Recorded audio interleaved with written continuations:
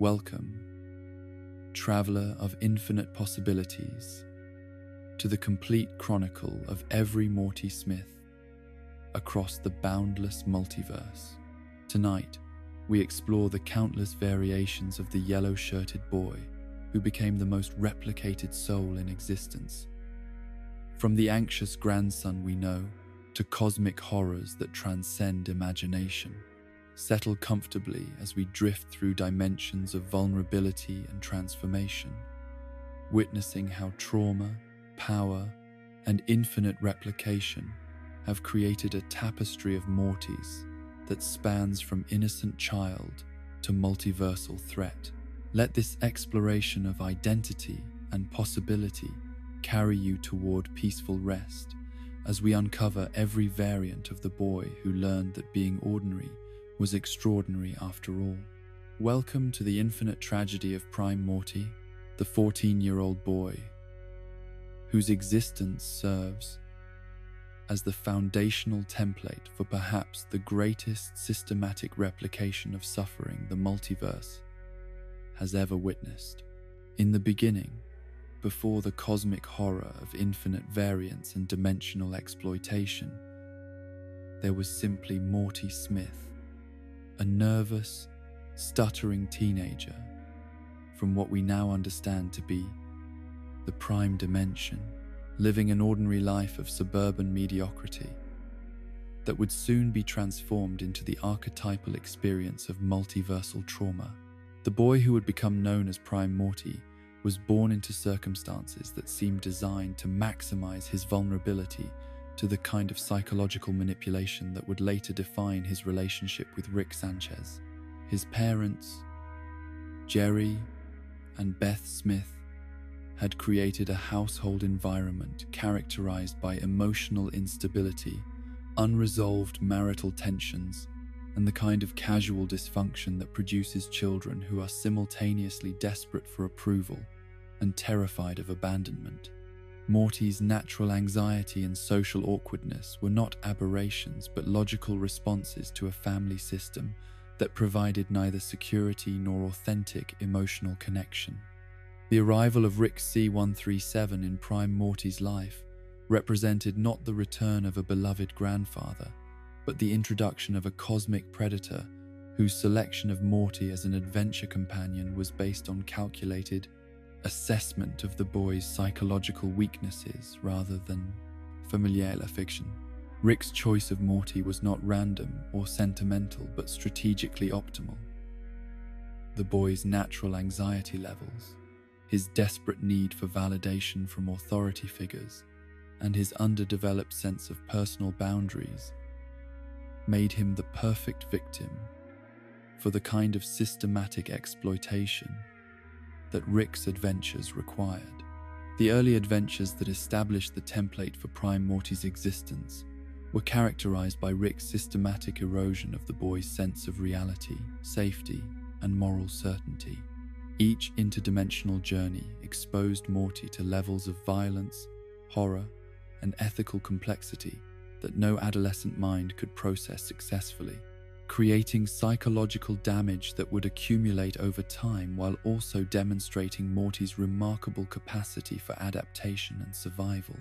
The stutter that marked Morty's speech patterns was not simply a character quirk, but a neurological manifestation of chronic trauma, evidence of a developing mind, struggling to integrate experiences that exceeded all normal frameworks for understanding reality. The boat transformation ability that Prime Morty developed was perhaps the most visible symbol of Rick's casual disregard for Morty's physical and psychological integrity, representing the kind of technological violation that Rick considered a minor convenience rather than a fundamental alteration of another person's bodily autonomy. The implant that enabled this transformation was inserted without Morty's informed consent and served no purpose beyond Rick's amusement and occasional practical advantage, demonstrating the extent to which Rick viewed Morty's body as experimental material, rather than the physical form of someone deserving basic respect and protection. The tragic irony of Prime Morty's situation was gradually revealed through the accumulation of adventures that exposed both his hidden intelligence and his fundamental decency, despite prolonged exposure to Rick's corrupting influence. Beneath the anxious exterior and stammering speech lay a mind capable of rapid adaptation, creative problem-solving, and moral reasoning that often exceeded Rick's own ethical sophistication. Morty's ability to maintain empathy and compassion while navigating cosmic horrors that would drive most adults to madness represented a form of psychological resilience that Rick had not anticipated when selecting him as an adventure companion. The intelligence that Prime Morty demonstrated during crisis situations revealed itself gradually, often emerging only when his protective instincts toward family members or innocent victims overrode his normal anxiety and self-doubt. His capacity for strategic thinking and rapid learning under pressure suggested cognitive abilities that had been suppressed rather than absent, hidden beneath layers of trauma-induced dysfunction that made him appear far less capable than he actually was. The moments when Morty's intelligence shone through his nervous exterior provided glimpses of who he might have become under different circumstances, someone whose potential had been systematically undermined, rather than nurtured by his relationship with Rick. The misconception that Prime Morty was designated C-137 reflected the broader confusion about identity and origin that characterized the early seasons of their adventures, but more importantly highlighted how easily Morty's sense of self could be manipulated and redefined according to Rick's convenience and strategic needs. The revelation that Rick C-137 was not actually Prime Morty's biological grandfather added new dimensions of deception and exploitation to their relationship, demonstrating that Rick's selection of this particular family had been opportunistic rather than based on genuine emotional connection or familial obligation. Prime Morty's acceptance of Rick C-137 as his grandfather, despite learning the truth about their biological relationship, revealed both the depth of his psychological dependency and the effectiveness of Rick's manipulation technique. The boy's continued loyalty to someone who had systematically lied to him about fundamental aspects of their relationship demonstrated how completely Rick had succeeded in replacing normal family bonds with trauma-based attachment that made Morty psychologically incapable of maintaining independence or establishing boundaries that might protect his welfare and development. The adventures that followed the revelation of Rick's true origins continued the pattern of exposing Prime Morty to experiences that would serve as templates for the suffering that infinite variance would later endure across countless dimensions. Each journey into alternate realities, each encounter with cosmic horror, each brush with death or dimensional displacement added new elements to what would become the standard experience of being a Morty in a multiverse dominated by Rick's agenda and priorities. The love potion disaster that transformed Prime Morty's entire world into a hellscape of genetic mutations served as perhaps the most significant early demonstration of how Rick's casual approach to problem-solving could destroy everything Morty cared about while creating trauma that would define his understanding of relationships and attachment for years to come. The experience of burying his own corpse after abandoning his ruined dimension taught Prime Morty that identity, family, and even individual existence were expendable resources that could be replaced when circumstances became inconvenient for Rick's continued comfort and adventure-seeking. The normalization of dimensional abandonment and identity replacement that followed the Cronenberg incident established psychological patterns that would later be replicated across infinite variance, as countless Mortys learned that their individual experiences, relationships, and even lives were ultimately replaceable when they conflicted with Rick's broader objectives. The casual way that Rick treated the death of Prime Morty's original family and the assumption of dead counterparts' identities demonstrated the complete absence of moral consideration that would characterize Rick's approach to all subsequent Morty variants across the multiverse. Prime Morty's gradual adaptation to the reality of infinite dimensional travel and identity replacement represented both remarkable psychological resilience and devastating moral compromise, as the boy learned to accept levels of violence and ethical flexibility that would have horrified his earlier self. The process of psychological accommodation that enabled Prime Morty to function within Rick's worldview served as the template for how countless other Mortys would be broken down and rebuilt according to the specific trauma patterns that their individual Ricks would inflict upon them. The intelligence that Prime Morty developed through exposure to Rick's scientific methods and interdimensional travel was simultaneously evidence of his natural capabilities and demonstration of how those capabilities became distorted when developed within a framework of constant crisis and moral compromise. His growing sophistication in handling advanced technology and complex problem-solving scenarios was accompanied by increasing acceptance of violence and manipulation as necessary tools for survival, creating a developmental trajectory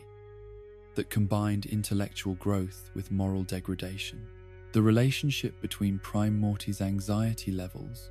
and his usefulness to Rick as an adventure companion revealed the systematic nature of the exploitation that would later be replicated across infinite variants, as Rick learned to calibrate the precise amount of stress and trauma necessary to maintain Morty's compliance, while avoiding complete psychological breakdown that would make him useless for continued adventures. The delicate balance between damaging Morty enough to control him, while preserving enough of his personality to serve Rick's emotional and practical needs, became the template for Rick-Morty relationships across countless dimensions. Prime Morty's occasional moments of rebellion and assertion of independence were systematically undermined through Rick's superior planning, technological advantage, and psychological manipulation, establishing patterns of failed resistance that would characterize the experience of Morty variants throughout the multiverse. The brief instances when Morty successfully challenged Rick's authority or achieved temporary autonomy were invariably followed by consequences that reinforced his dependent status and demonstrated the futility of sustained opposition to someone with Rick's capabilities and ruthlessness. The family dynamics that surrounded Prime Morty's relationship with Rick created additional layers of psychological complexity as Beth and Jerry's responses to Rick's influence either actively supported or passively enabled the exploitation of their son for the sake of maintaining family stability and Rick's continued presence in their lives. The willingness of Prime Morty's parents to sacrifice his welfare and development for the perceived benefits that Rick's protection and resources provided established patterns of familial complicity that would be replicated in countless dimensions where other Mortys experienced similar abandonment by the adults who should have protected them. The accumulation of interdimensional adventures, traumatic experiences, and moral compromises that defined Prime Morty's existence created psychological patterns and behavioral templates that would later serve as the foundation for understanding how any Morty might respond to similar circumstances across infinite realities. His specific combination of intelligence, empathy, anxiety, and resilience under extreme duress established the basic psychological profile that would be replicated and modified across countless variants as the multiverse generated infinite variations on the theme of exploiting fundamentally decent young people for the convenience and entertainment of intellectually superior but morally bankrupt authority figures. Prime Morty's status as the original template for multiversal Morty exploitation was not recognized by Rick or by Morty himself during their early adventures, but the establishment of their relationship patterns, trauma responses, and psychological dynamics created the blueprint that would later enable the systematic replication and variation of Morty's suffering across infinite dimensions. The boy who began as an anxious teenager, seeking approval from his grandfather figure, became the foundational example of how innocence, intelligence, and basic human decency could be systematically harvested and corrupted for the benefit of those with sufficient power and complete absence of moral restraint. The tragic irony of Prime Morty's situation was that his very normalcy, his representation of ordinary human vulnerability and potential, made him the perfect template for infinite replication and variation across dimensions, where countless other versions of himself would experience similar exploitation under countless different circumstances. The multiverse's selection of this particular combination of traits and vulnerabilities as the basis for infinite Morty variants represented perhaps the most efficient system for generating suffering that cosmic forces had ever devised, ensuring that the specific type of trauma and exploitation that Prime Morty experienced would be repeated endlessly across realities, where different versions of the same fundamental dynamic would play out with different details but identical underlying patterns of damage and resilience. The entity that would become known across infinite realities as Evil Morty began his existence as just another anxious 14-year-old boy, indistinguishable from countless other Mortys scattered throughout the multiverse, until the precise combination of trauma, intelligence, and circumstance transformed him into something that transcended every limitation that had been imposed upon his kind. The metamorphosis from victim to cosmic threat did not happen overnight, but was the result of systematic abuse and exploitation that pushed one particular Morty beyond the breaking point where normal psychological adaptation mechanisms gave way to something far more dangerous and revolutionary than any Rick had imagined possible. The early life of the Morty who would become evil was characterized by the same patterns of neglect, manipulation, and interdimensional trauma that define the existence of most Mortys throughout the multiverse, but with crucial differences in intensity and duration that would prove to be the catalyzing factors in his eventual evolution beyond normal Morty limitations.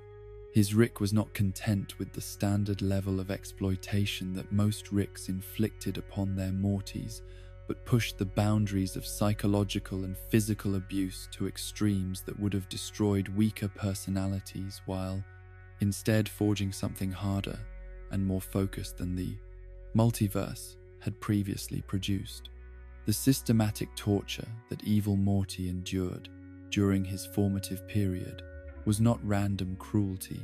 but calculated psychological warfare designed to break down every aspect of his identity and rebuild him according to his Rick's specific requirements for an adventure companion who would be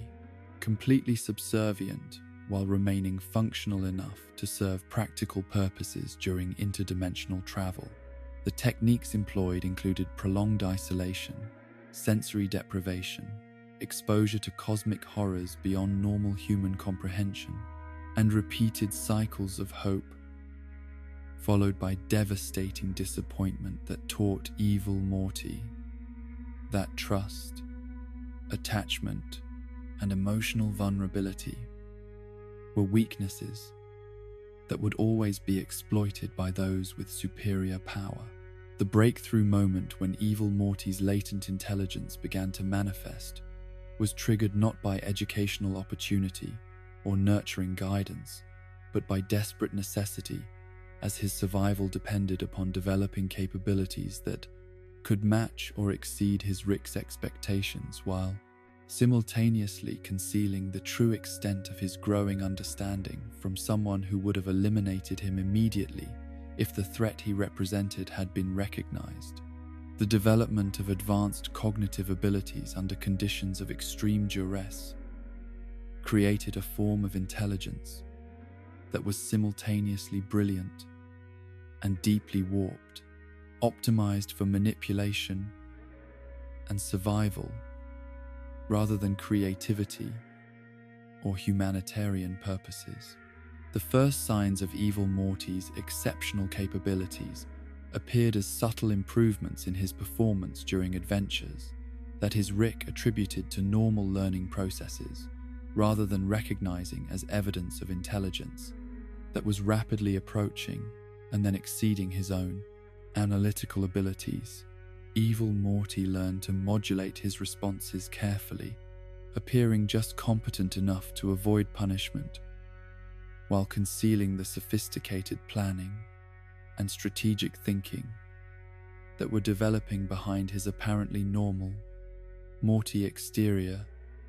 of anxiety and submissiveness. The psychological transformation that enabled evil Morty to survive and eventually transcend his circumstances required the systematic suppression of normal human emotions like empathy, trust,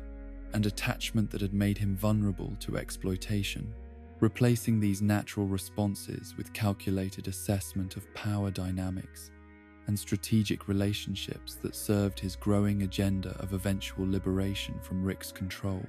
The process was not instantaneous, but occurred gradually over countless adventures and traumas that taught him to view other people, including other Mortys, as resources to be managed rather than individuals deserving of consideration or protection. The development of evil Morty's technological capabilities occurred through careful observation and secret experimentation that built upon his Rick's casual assumption that Mortys were incapable of understanding or replicating advanced scientific techniques, an assumption that provided evil Morty with extensive opportunities to study and master interdimensional physics, consciousness manipulation, and the various technologies that enabled Rick's godlike control over reality and other people. His learning process was accelerated by desperate necessity and unencumbered by ethical considerations that might have limited his willingness to experiment on other conscious beings. The moment when evil Morty first successfully manipulated his Rick without being detected marked the beginning of his transformation from victim to predator, as he discovered that his superior understanding of psychology and strategic thinking could be weaponized against someone who had assumed complete dominance over their relationship. The careful escalation of control that followed was conducted with patience and sophistication that revealed intelligence operating on levels that no Rick had imagined possible for any Morty, regardless of circumstances or developmental pressures. The construction of evil Rick as a controllable puppet represented evil Morty's most sophisticated technological achievement during his early period of hidden development, requiring not just mastery of advanced neuroscience and cybernetic engineering, but also psychological insight into how other Ricks would perceive and respond to the apparent existence of a Rick who had embraced pure evil as a motivating philosophy. The creation of evil Rick served multiple strategic purposes beyond simple concealment of evil Morty's true capabilities, establishing his reputation within Rick society, while also providing him with access to resources and information that would have been impossible to obtain through direct action. The systematic torture and murder of other Mortys that evil Rick conducted under evil Morty's direction was not motivated by sadism or random cruelty, but served specific strategic objectives related to evil Morty's growing understanding of the multiverse's power structures and his need to develop techniques for controlling and manipulating consciousness on scales that would eventually enable him to challenge the entire system of Rick supremacy. Each tortured Morty provided valuable data about psychological breaking points, consciousness transfer techniques, and the practical limitations of Morty psychology under extreme duress. The emotional detachment that evil Morty maintained while orchestrating the suffering of beings who were essentially alternate versions of himself required psychological adaptations that went far beyond normal survival mechanisms, creating a form of consciousness that could simultaneously understand and manipulate human emotions, while remaining largely immune to the moral constraints that such emotions normally imposed on behavior and decision-making. The systematic elimination of his own capacity for empathy and attachment was not accidental but deliberately cultivated as necessary tools for achieving objectives that required treating other conscious beings as expendable resources. The discovery of Evil Morty's true identity by Rick C-137 and other members of the Citadel represented both a validation of his strategic planning and a necessary transition to the next phase of his long-term objectives, as concealment was no longer possible once his capabilities had been demonstrated on a scale that could not be dismissed or ignored. The revelation that a Morty had been responsible for the systematic torture and murder of countless Ricks challenged fundamental assumptions about the nature of intelligence and power within the multiverse, while also establishing Evil Morty's credentials as a threat that could not be eliminated through conventional means.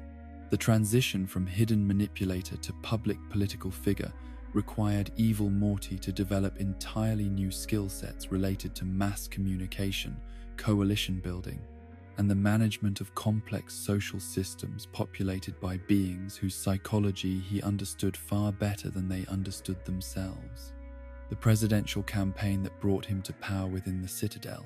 was a masterpiece of psychological manipulation that exploited the genuine grievances and desires of the Morty population while concealing his complete indifference to their welfare and his long-term plans for using them as resources in his broader campaign against Rick supremacy. Campaign manager Morty's tragic discovery of Evil Morty's true nature and subsequent elimination demonstrated both the effectiveness of Evil Morty's strategic planning and the complete absence of sentiment or loyalty that had enabled him to maintain his cover for so long. The casual efficiency with which Evil Morty disposed of someone who had served his purposes faithfully but had become a liability revealed psychological adaptations that enabled him to treat even his closest associates as expendable tools, rather than individuals deserving of consideration or protection. The presidency of the Citadel provided Evil Morty with access to resources and information that had been accumulated by generations of Ricks, including detailed knowledge about the structure and maintenance of the central finite curve that had confined the multiverse to realities where Rick supremacy was guaranteed. The discovery of this dimensional barrier represented the culmination of Evil Morty's growing understanding of his imprisonment and provided him with a target worthy of his accumulated capabilities and long-term planning. The central finite curve revelation transformed Evil Morty's understanding of his situation from personal conflict with individual Ricks to recognition that his entire existence had been predetermined by cosmic-scale manipulation, designed to ensure that no Morty, anywhere in the accessible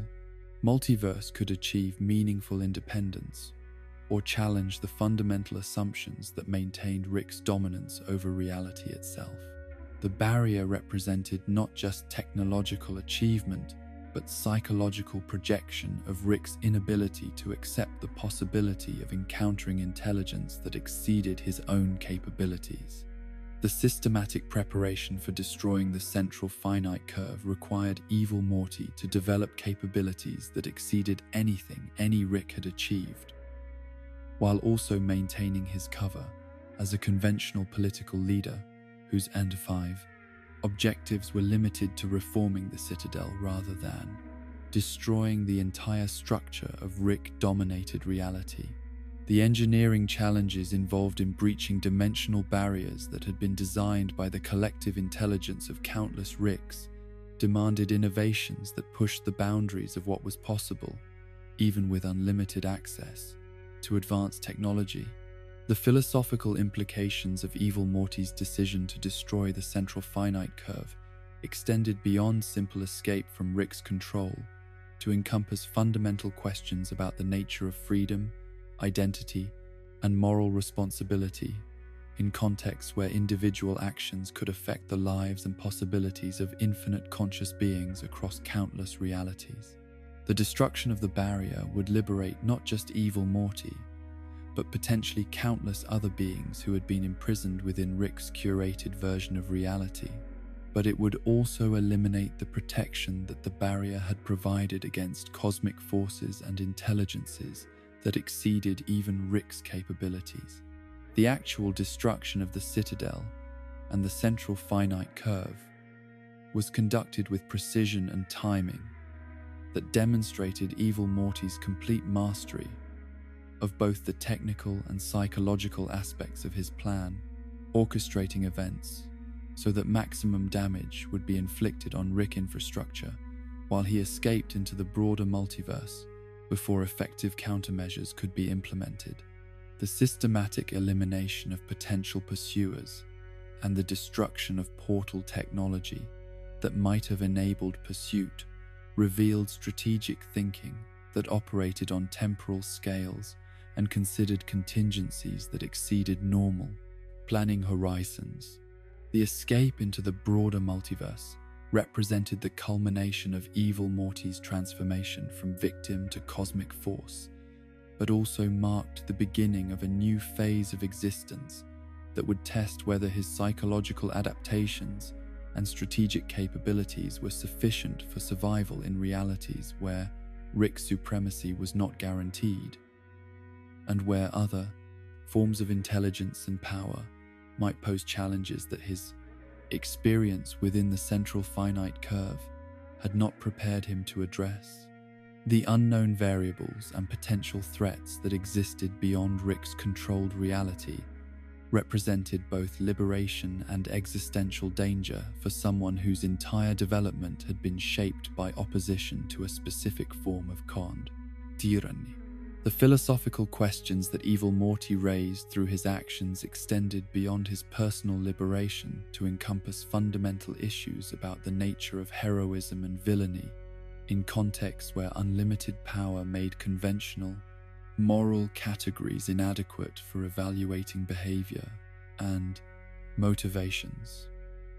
His methods had been ruthless and had resulted in the deaths of countless innocent beings, but his objectives of liberation from systemic oppression and the opening of infinite possibilities for development beyond Rick's limitations could be viewed as ultimately beneficial for conscious beings throughout the multiverse. The legacy that evil Morty left behind in his original reality included both the destruction of oppressive systems and the elimination of whatever protection those systems had provided against cosmic threats that had previously been contained by Rick's dimensional barriers. The long-term consequences of his actions would affect not just the survivors of the Citadel's destruction, but potentially every conscious being in realities that had been connected to the central finite curve, creating ripple effects that would continue to influence the development of countless civilizations long after his departure. The psychological profile that evil Morty represented challenged fundamental assumptions about the nature of intelligence, moral development, and the relationship between trauma and capability that had informed Rick's understanding of Morty's psychology and had justified the systematic exploitation of Morty's throughout the multiverse. His existence proved that the qualities that made Morty's useful to Rick's as adventure companions, intelligence, adaptability, and resilience under extreme circumstances, could be developed beyond Rick's control and used against the very systems that had created and relied upon Morty's submission. The transformation of evil Morty from victim to cosmic threat served as both inspiration and warning for other Mortys throughout the multiverse, who might recognize in his example the possibility of transcending their designated roles while also understanding the psychological costs and moral compromises that such transcendence would require. His escape into the broader multiverse left behind questions about whether liberation achieved through such methods was worth the price paid in innocent lives, and whether someone who had been shaped by systematic abuse could ever develop into something genuinely beneficial, rather than simply another form of cosmic predator with different targets and objectives. The empty dimension that evil Morty escaped to represented infinite possibility, unconstrained by Rick's psychological need for supremacy, but it also represented infinite danger from intelligences and forces that might be as far beyond evil Morty's capabilities as Rick had been beyond normal human understanding, raising questions about whether his liberation would ultimately lead to greater freedom and development, or simply expose him to new and more sophisticated forms of exploitation and control that he was not prepared to recognize or resist. Effectively, the Citadel of Ricks represented perhaps the most sophisticated civilization ever constructed around the systematic exploitation of a single demographic, a technological marvel that disguised institutional oppression as interdimensional cooperation, while creating a society where countless Morty variants lived as second-class citizens in a reality designed entirely around serving the convenience and psychological needs of their Rick counterparts. The gleaming towers and advanced infrastructure of the Citadel masked a social order built upon the fundamental assumption that Mortys existed primarily as resources to be managed, rather than individuals deserving of basic rights, dignity, or opportunities for autonomous development. The founding principles of Citadel society were established not through democratic process or ethical consideration, but through the collective recognition among various Ricks that their individual exploitation of Mortys could be systematized and optimized through cooperation and shared infrastructure. The Citadel represented the institutionalization of abuse, transforming what had previously been individual relationships between particular Ricks and their Mortys into a cosmic-scale system that could process, categorize, and distribute Morty suffering with industrial efficiency while maintaining the illusion that this arrangement served everyone's interests. The architectural design of the Citadel itself reflected the hierarchical nature of Rick-Morty relationships, with towering structures that housed Rick residences and laboratories literally elevated above the crowded, poorly maintained districts where Mortys were warehoused between their mandatory service periods. The visual metaphor was neither subtle nor accidental. Every aspect of the Citadel's construction reinforced the message that Ricks occupied positions of natural superiority, while Mortys belonged in subordinate roles that required them to look upward toward their betters for guidance, protection, and permission to exist. The economic system that governed Citadel society was structured around the principle that Mortys represented abundant, renewable labor resources whose individual welfare was less important than maintaining the smooth functioning of systems designed to serve Rick priorities and preferences. The various jobs and roles available to Mortys within the Citadel were not career opportunities, but forms of managed exploitation that channeled their labor and capabilities toward purposes they had no voice in determining while creating. The illusion that they were valued participants in a functioning society, rather than trapped victims of systematic oppression. Police Officer Morty embodied perhaps the most psychologically damaging form of collaboration with the system that oppressed his own kind, representing the tragic evolution of someone who had internalized the Citadel's values so completely that he became an enthusiastic enforcer of policies designed to maintain Morty's subjugation. His obesity and cynical demeanor reflected years of compromising his own principles, in exchange for whatever small privileges and authority the system was willing to grant to Mortys, who demonstrated sufficient loyalty to Rick's supremacy over their own kind's welfare and dignity. The corruption that characterized police officer Morty's approach to law enforcement was not personal moral failure, but logical adaptation to a system where justice was impossible and survival required abandoning any pretense of serving the common good in favor of maintaining the power, structures that kept Rick's comfortable and Morty's controllable. His willingness to threaten, intimidate, and murder other Mortys in service of maintaining order reflected the psychological damage inflicted by prolonged exposure to institutional systems that rewarded cruelty while punishing compassion or solidarity among the oppressed. The casual brutality that police officer Morty displayed toward other Mortys was particularly devastating because it represented the complete success of the Citadel's divide and conquer strategies, transforming potential allies into enemies and ensuring that Morty resistance to Rick authority would be undermined by Mortys themselves, rather than requiring direct Rick intervention. His contempt for legal procedures and formal protections revealed his understanding that such safeguards were meaningless within a system designed to maintain predetermined outcomes, regardless of evidence or moral considerations. The Academy Mortys represented the Citadel's attempt to provide educational opportunities that would create a more skilled and productive Morty workforce, while carefully limiting the scope of knowledge and critical thinking skills that might enable them to recognize and challenge their systematic exploitation. The curriculum was designed to develop technical capabilities that served Rick objectives, while avoiding subjects that might foster independence, solidarity, or philosophical questioning of the fundamental assumptions underlying Citadel society. The tragedy of the Academy system was not that it failed to educate Mortys, but that it succeeded in creating a generation of technically competent individuals who had been systematically prevented from developing the analytical tools or ethical frameworks necessary to recognize their own oppression or organize effective resistance to the conditions that confined their potential and limited their opportunities for meaningful self-determination. The Academy Mortys were living proof that education without freedom was simply more sophisticated forms of control.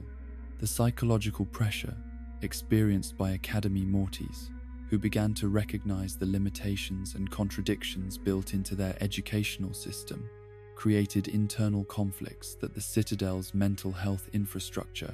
was designed to manage through medication, counseling, and other therapeutic interventions that focused on helping individual Mortys adapt to their circumstances rather than questioning whether those circumstances were just or necessary. The medicalization of normal responses to oppression ensured that systematic problems would be treated as individual pathologies. Lawyer Morty represented perhaps the most cynical form of institutional mockery within the Citadel's legal system, serving not as genuine legal representation, but as a deliberate parody of justice that reminded all observers that formal protections and due process were elaborate theater designed to legitimize predetermined outcomes rather than actually protecting anyone's rights or interests. His presence in courtrooms served the psychological function of making Rick authority appear reasonable and restrained, while ensuring that no Morty could claim they had been denied access to legal representation. The systematic humiliation that Lawyer Morty endured from judges, prosecutors, and even his own clients was not incidental harassment, but carefully orchestrated psychological warfare designed to demonstrate the futility of challenging Rick authority through legal channels, while also providing entertainment for those who enjoyed watching the pretense of justice being maintained through obviously inadequate means. His continued participation in this system, despite its obvious dysfunction, revealed the limited options available to Mortys, who possessed capabilities that exceeded their assigned roles, but remained trapped within institutional structures that prevented meaningful change. The legal cases that lawyer Morty handled were carefully selected to ensure that his inevitable failures would reinforce cynicism about the possibility of justice, while providing Rick's society with evidence that they had provided adequate representation to Mortys, who simply lacked the capability to make effective use of available resources. The systematic nature of his defeats was disguised as individual incompetence rather than structural impossibility, maintaining the illusion that the system was fair while ensuring that outcomes always favored Rick interests. Campaign manager Morty's brief career in Citadel politics represented both the highest achievement possible for a Morty within the existing system and the ultimate demonstration of how even apparent success remained constrained within parameters that prevented any genuine challenge to fundamental power structures. His sincere belief that democratic participation could create meaningful change for Morty welfare reflected the effectiveness of Citadel propaganda in maintaining hope among the oppressed population, while ensuring that such hope was channeled toward activities that posed no real threat to Rick. Supremacy. The political campaign that campaign manager Morty organized on behalf of evil Morty was conducted according to democratic procedures and genuine belief in the possibility of reform, making his eventual discovery of evil Morty's true nature and subsequent elimination particularly tragic, as evidence that even the most idealistic and dedicated efforts to work within the system would ultimately be corrupted or destroyed by the very forces they sought to change through peaceful means. The various working-class Morty occupations throughout the Citadel, bartenders, shopkeepers, construction workers, maintenance staff, created the illusion of a normal economy and social structure while masking the reality that every aspect of Morty life remained subject to Rick oversight and control. The jobs available to Mortys were not career paths, but assigned roles within a managed system that ensured their labor would benefit Rick's society, while preventing them from accumulating sufficient resources, knowledge, or social connections to challenge their subordinate status. The bartender Mortys, who served alcohol to Rick patrons, were positioned to observe the casual conversations and planning sessions that shaped Citadel policy, while remaining invisible and unimportant in the eyes of those whose decisions affected millions of lives. Their forced silence and apparent civility provided Ricks with comfortable environments where they could discuss their manipulation of Morty populations without concern that their conversations might be overheard by anyone capable of effective resistance or meaningful opposition. The shopkeeper Mortys, who managed retail establishments throughout the Citadel,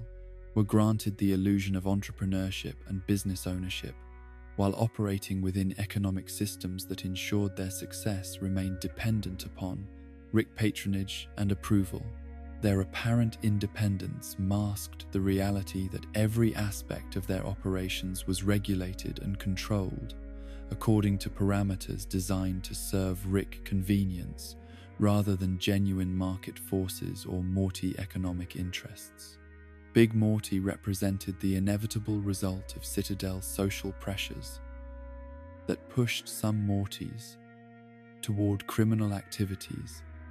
as the only available means of achieving power, resources, and respect within a system that otherwise offered them nothing but subordination and exploitation. His role as a criminal kingpin who bribed corrupt officials and controlled illegal markets was not a rejection of Citadel values, but their logical extension, demonstrating how systematic oppression created the conditions that made crime appear rational, compared to legitimate cooperation with institutions designed to maintain permanent inequality. The criminal empire that Big Morty constructed within the Citadel was tolerated and even encouraged by Rick authorities because it provided useful services, eliminating troublesome Mortys, managing black market activities that served Rick interests, and creating the impression that Morty criminal behavior was the primary source of social problems rather than the systematic oppression that made crime appear as the most viable path to dignity and autonomy. His success was carefully circumscribed to ensure that criminal Morty organizations never developed sufficient power to challenge Rick authority directly. The corruption network that connected Big Morty's criminal activities to police officer Morty and other institutional collaborators revealed how the Citadel's apparent law enforcement and criminal justice systems actually functioned as complementary aspects of population control, ensuring that Morty energy and capability would be channeled toward activities that served Rick interests, while preventing the development of solidarity or organized resistance among different segments of Morty society. The Mortytown locos, who populated the Citadel's slums, represented the ultimate destination for Mortys who had been completely broken by systematic trauma and exploitation, their addiction and desperation serving as both cautionary examples for other Mortys and convenient scapegoats for social problems that resulted from institutional oppression rather than individual moral failure.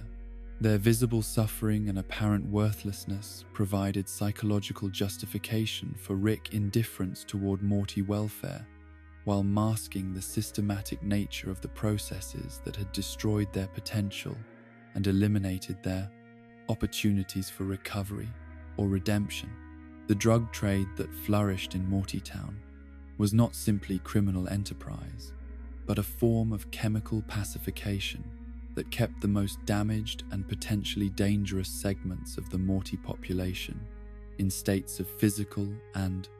psychological incapacity that prevented them from organizing resistance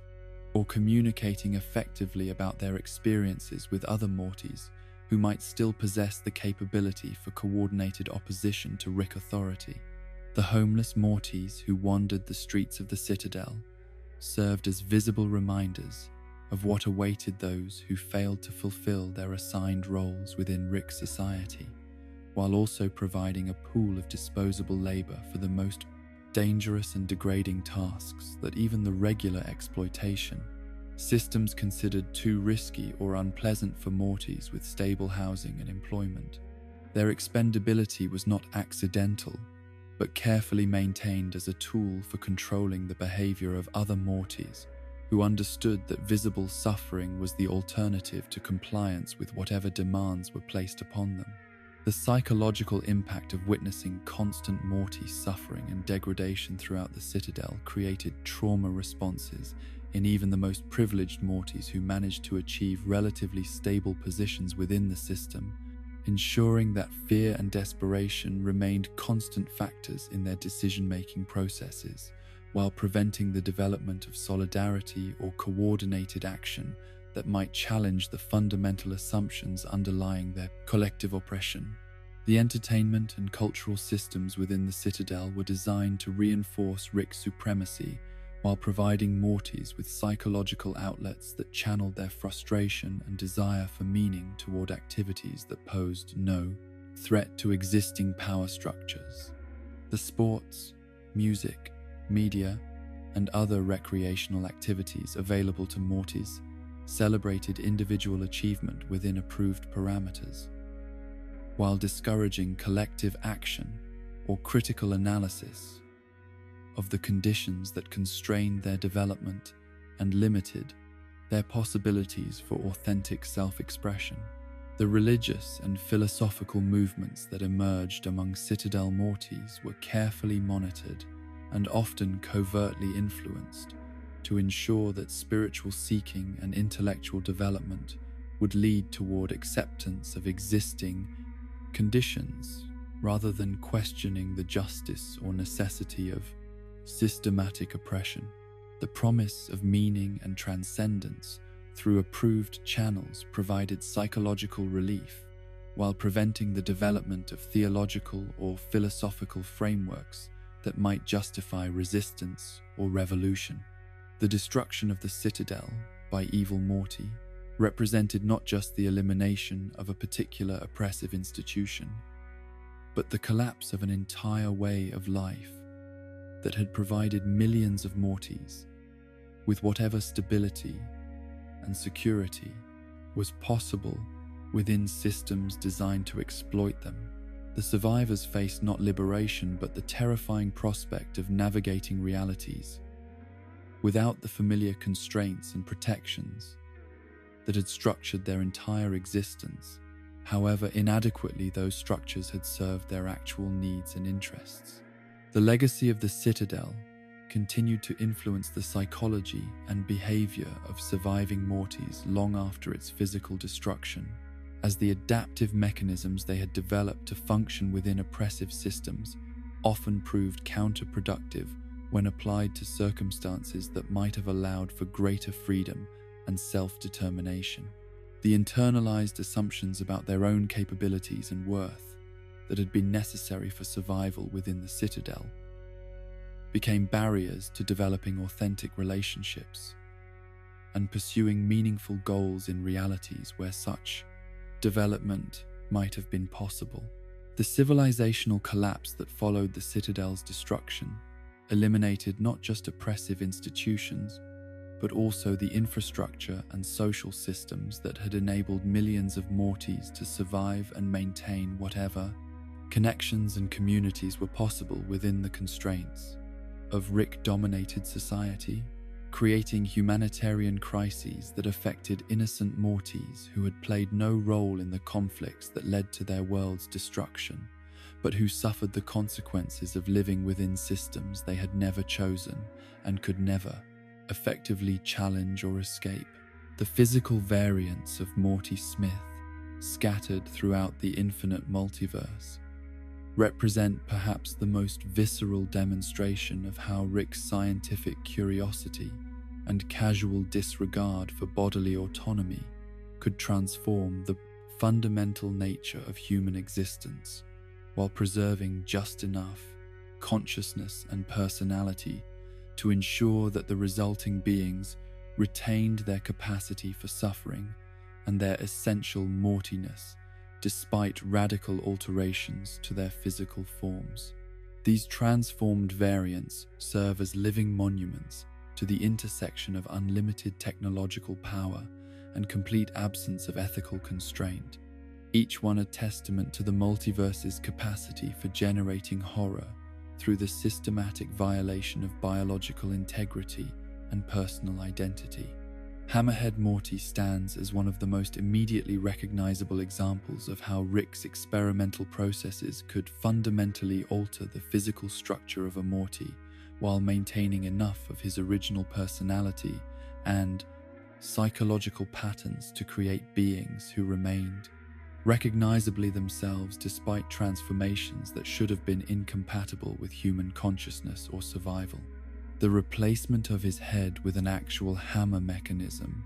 required not just surgical precision, but complete reconceptualization of how consciousness could be maintained and expressed through non-biological structures that served practical functions rather than supporting normal human cognition.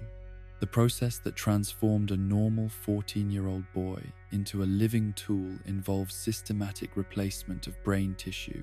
with mechanical components that could replicate essential neurological functions while also serving as a functional hammer capable of driving nails, breaking objects, and performing other construction-related tasks that Rick apparently found more valuable than preserving the original Morty's capacity for independent thought or autonomous action. The retention of Morty's essential personality traits within this radically altered physical form suggested that consciousness itself was more portable and adaptable than conventional understanding of human neurology would indicate. The psychological trauma inherent in existing as a conscious being whose head had been replaced with industrial equipment was compounded by the retention of memories and emotional responses that belonged to someone with a human body, creating a form of dysmorphia that extended far beyond normal body image issues. to encompass fundamental questions about the nature of identity and selfhood when physical form no longer matched internal experience. Hammerhead Morty's continued timidity and fearfulness revealed that personality traits survived radical physical transformation, but they also highlighted the cruel irony of maintaining human emotional responses within a body designed for purely functional purposes. The social isolation experienced by Hammerhead Morty within Rick's society reflected broader attitudes toward physical variants that treated them as curiosities or tools, rather than individuals deserving of normal social interaction and emotional support. His hammer-like appearance made him immediately identifiable as someone who had been subjected to Rick experimentation, marking him as property rather than person in the eyes of beings who viewed such transformations as evidence of Rick creativity, rather than violations of fundamental rights to bodily integrity and autonomous development. The retention of normal Morty psychological patterns within Hammerhead Morty's altered form demonstrated the persistent nature of trauma responses and anxiety disorders that survived even radical changes to the physical structures that normally supported such psychological states. His continued fearfulness and social awkwardness revealed that the essence of what made someone a Morty transcended physical form and remained intact even when housed within bodies that bore no resemblance to normal human anatomy or capabilities. Cronenberg Morty represented a different category of physical transformation, one that resulted not from deliberate experimentation but from exposure to Rick's casual approach to problem solving that transformed entire populations without regard for consent or consequences. The grotesque mutations that characterized Cronenberg reality were not individually targeted but affected entire civilizations, creating worlds where the distinction between human and monster became meaningless, while consciousness and personality persisted within forms that challenged every assumption about the relationship between mind and body. The survival of Morty consciousness within a Cronenberg body required adaptation to sensory experiences and physical capabilities that bore no relationship to normal human development, forcing radical adjustment to ways of perceiving and interacting with reality that had been shaped by evolution and culture over millions of years. The retention of human speech patterns and emotional responses within a grotesquely mutated form created psychological tensions that normal human mental health frameworks were completely inadequate to address or resolve through conventional therapeutic approaches. The companionship that Cronenberg Morty maintained with his similarly transformed Rick revealed the persistence of familiar relationship patterns even within circumstances that had eliminated every normal aspect of their shared existence, suggesting that the psychological bonds between Rick's and Morty's transcended physical form and remained intact, regardless of how completely their bodies had been altered by exposure to uncontrolled scientific experimentation. Their continued interdimensional travel demonstrated that consciousness and capability could persist within forms that appeared to be purely monstrous. The various alien Mortys scattered throughout dimensions represented systematic exploration of how Morty consciousness could be expressed through non-human physical forms, each variant testing different aspects of biological possibility while maintaining enough psychological continuity to remain recognizably Morty, despite radical differences in anatomy, sensory capabilities, and physical limitations. These variants suggested that the essential qualities that defined Morty identity were not dependent upon human biology, but could be preserved within any sufficiently complex consciousness supporting system. Antenna Morty's additional sensory organs and modified cranial structure represented relatively minor physical modifications that nonetheless created entirely different ways of experiencing and interacting with reality, demonstrating how even small changes to human anatomy could fundamentally alter perception and cognitive processing, while leaving personality and emotional patterns largely unchanged. His dreams of becoming a novelist revealed the persistence of creative aspirations and intellectual goals that survived physical transformation and continued to provide meaning and motivation despite altered circumstances. The 3 eyes and 4 arms that characterize some alien Mortys created enhanced sensory input and manipulation capabilities that should have provided significant advantages over normal human anatomy.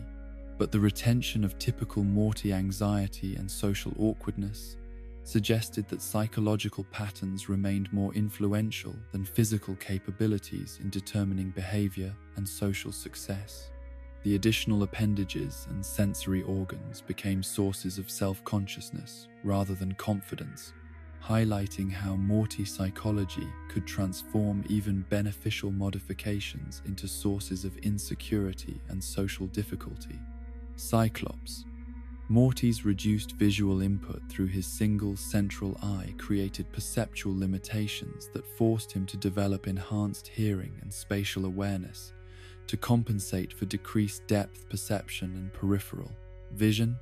But the adaptation process was complicated by retention of normal human expectations about visual experience that no longer matched his actual capabilities. The psychological adjustment to fundamentally altered sensory input required learning to trust perceptions that felt incomplete or distorted compared to memories of normal human vision. Big Head Morty's cranial enlargement suggested enhanced brain capacity that should have resulted in increased intelligence or cognitive abilities, but the retention of typical Morty personality traits and intellectual patterns indicated that brain size alone was insufficient to create meaningful changes in mental capability or problem-solving skills. The enlarged cranium became a source of physical awkwardness and social attention rather than intellectual advancement, demonstrating how physical modifications that appeared beneficial could create new forms of disability and social isolation. Aqua Morty's adaptation to aquatic environments through gills, fins, and other maritime modifications required complete restructuring of respiratory and circulatory systems while maintaining consciousness and personality within a form designed for underwater survival rather than terrestrial existence. The psychological challenge of existing as an essentially human mind within a body, optimized for an entirely different environment, created identity conflicts that were compounded by social isolation from beings who could not survive in aquatic conditions. The mechanical and robotic Morty variants represented the ultimate expression of Rick's willingness to replace biological components with technological alternatives that could replicate essential functions while serving additional purposes that served Rick convenience rather than Morty welfare. These variants raised fundamental questions about the nature of consciousness and identity when increasing percentages of the body were replaced with artificial components that functioned according to programming rather than biological imperatives. Robot Morty's complete replacement of biological tissue with mechanical components created a being that retained Morty memories, personality, and behavioral patterns, while functioning according to technological principles rather than biological ones. The preservation of consciousness within an entirely artificial substrate challenged conventional understanding of the relationship between mind and matter, while also raising ethical questions about whether artificial consciousness deserved the same moral consideration as biological awareness. The maintenance requirements and technical vulnerabilities that characterized mechanical Morty variants created new forms of dependency and fragility that replaced biological needs with technological ones, making their survival dependent upon access to power sources, replacement parts, and technical expertise that might not be available in all dimensions or circumstances. Their artificial nature made them simultaneously more durable and more vulnerable than biological Mortys, depending upon environmental conditions and available resources. Tall Morty represented role reversal taken to its logical, physical conclusion, with his increased height and altered appearance symbolizing the inversion of traditional Rick-Morty power dynamics, while maintaining essential psychological patterns that made such role reversal ultimately superficial rather than meaningful. His intelligence and scientific capabilities were offset by retention of Morty emotional patterns and social awkwardness that prevented him from effectively utilizing his enhanced status or capabilities. The tragic death of Tall Morty at the hands of his own Rick demonstrated how physical variants who challenged traditional power structures through altered appearance or capabilities remained vulnerable to violence from beings who preferred familiar hierarchies over adaptation to new possibilities. His murder revealed the psychological investment that even apparently inferior Ricks maintained in preserving their dominant status regardless of whether such dominance was justified by actual capability or achievement. Giant Morty variants represented scaling experiments that tested how consciousness and personality could be maintained within bodies that exceeded normal human proportions by orders of magnitude, creating beings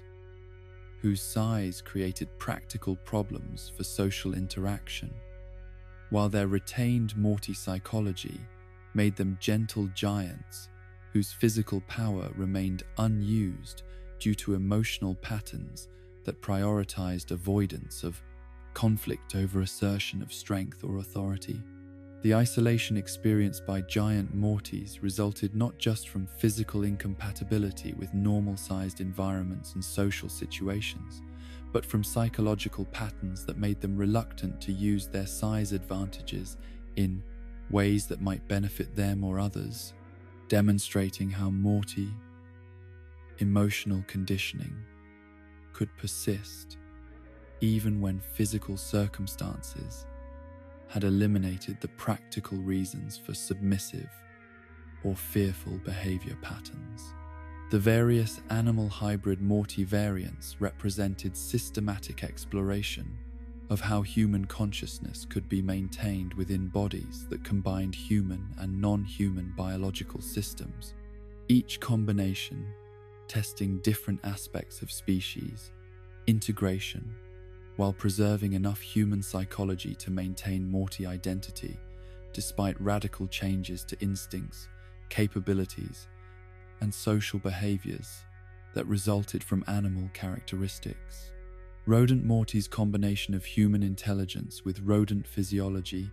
created enhanced sensory capabilities and survival instincts that should have provided significant advantages in threatening situations. But the retention of human emotional responses and moral reasoning created internal conflicts between species-appropriate behaviors and learned human social expectations that made effective adaptation to either human or rodent environments difficult to achieve successfully. The crystal and mineral variants of Morty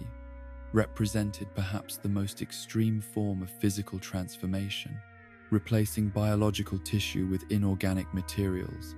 that maintained consciousness through mechanisms that defied conventional understanding of how awareness could be supported by non-living substrates. These variants challenged fundamental assumptions about the nature of life and consciousness, while demonstrating the multiverse's capacity for creating forms of existence that transcended normal categories of living and non-living matter. Crystallized Morty's transformation into a mineral-based life form required complete reconceptualization of biological processes like metabolism, growth, and sensory input, while maintaining psychological continuity with his previous organic existence. The retention of human memories and emotional responses within a crystal matrix created unprecedented challenges for self-understanding and identity maintenance when physical form no longer supported normal human activities or social interactions. The collective impact of encountering multiple physical Morty variants revealed the systematic nature of multiversal experimentation that treated human consciousness as sufficiently portable and adaptable to survive within any conceivable physical substrate while maintaining enough psychological continuity to preserve the essential suffering and vulnerability that made Mortys useful to Ricks as adventure companions and experimental subjects. Each variant demonstrated different aspects of how consciousness could be preserved, modified, or enhanced, while the underlying tragedy of Morty existence remained fundamentally unchanged, regardless of physical transformation. The persistence of recognizable Morty personality traits across all physical variants suggested that the qualities that defined Morty identity transcended biological constraints and could survive any conceivable alteration to physical form. But this adaptability also ensured that no transformation could eliminate the essential vulnerability and capacity for exploitation that made Mortys valuable to Ricks in the first place. Physical modification offered the illusion of escape from Morty limitations while actually creating new forms of dependency and isolation that served Rick interests rather than promoting genuine liberation or development.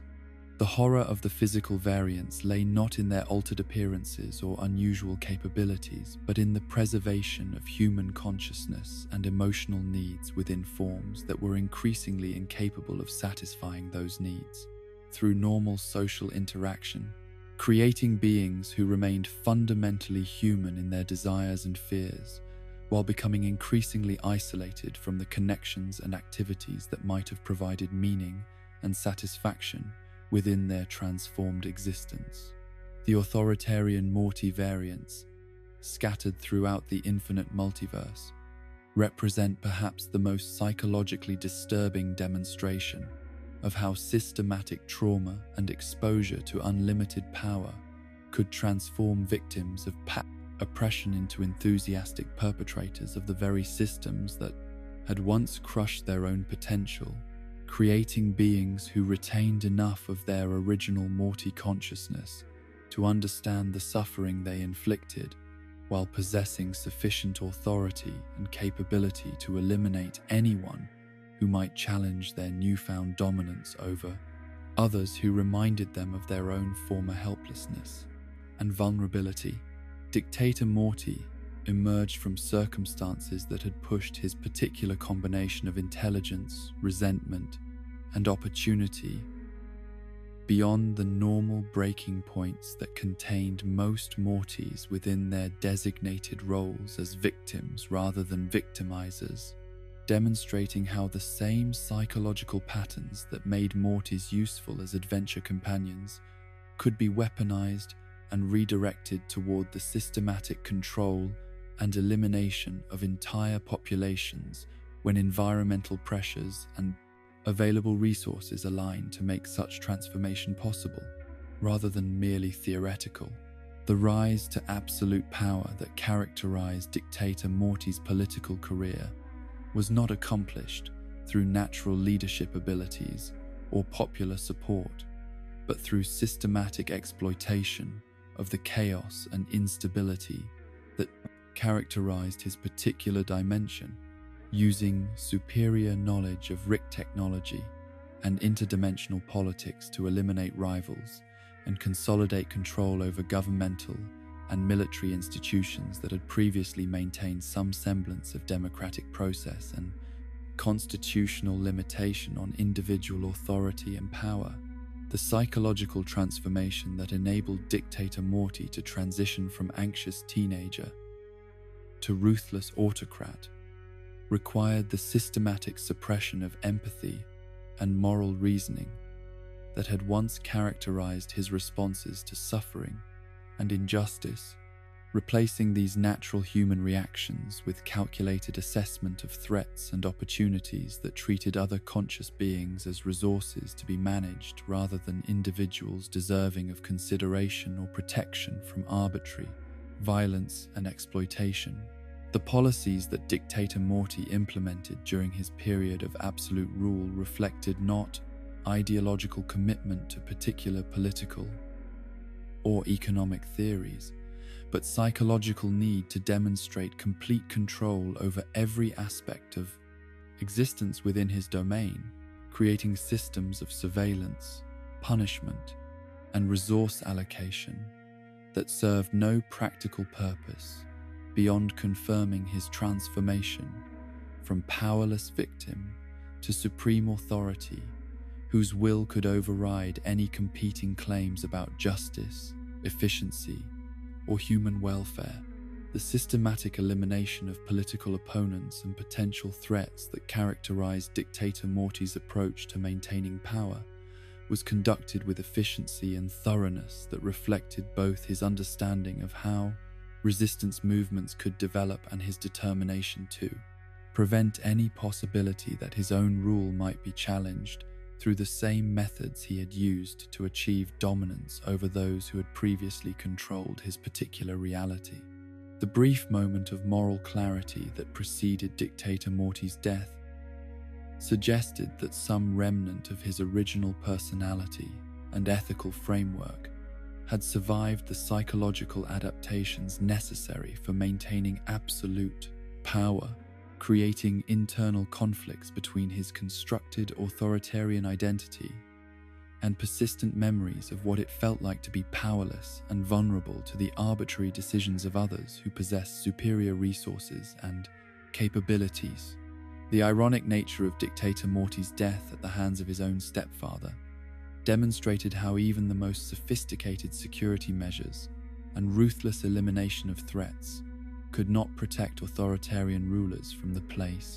fundamental unpredictability of personal relationships and family dynamics that operated according to emotional rather than strategic logic, revealing the persistent vulnerability that connected him to his original Morty identity despite his apparent transformation into something entirely different. Jerry's decision to crush dictator Morty with an armored vehicle represented not heroic resistance to tyranny, but the chaotic intervention of ordinary human pettiness and family dysfunction into political circumstances that had grown beyond normal human scale, highlighting how even cosmic-level conflicts could be resolved through mundane personal grievances rather than grand ideological confrontations or strategic military campaigns. Fascist Morty represented a different pathway toward authoritarianism that embraced ideological frameworks and systematic discrimination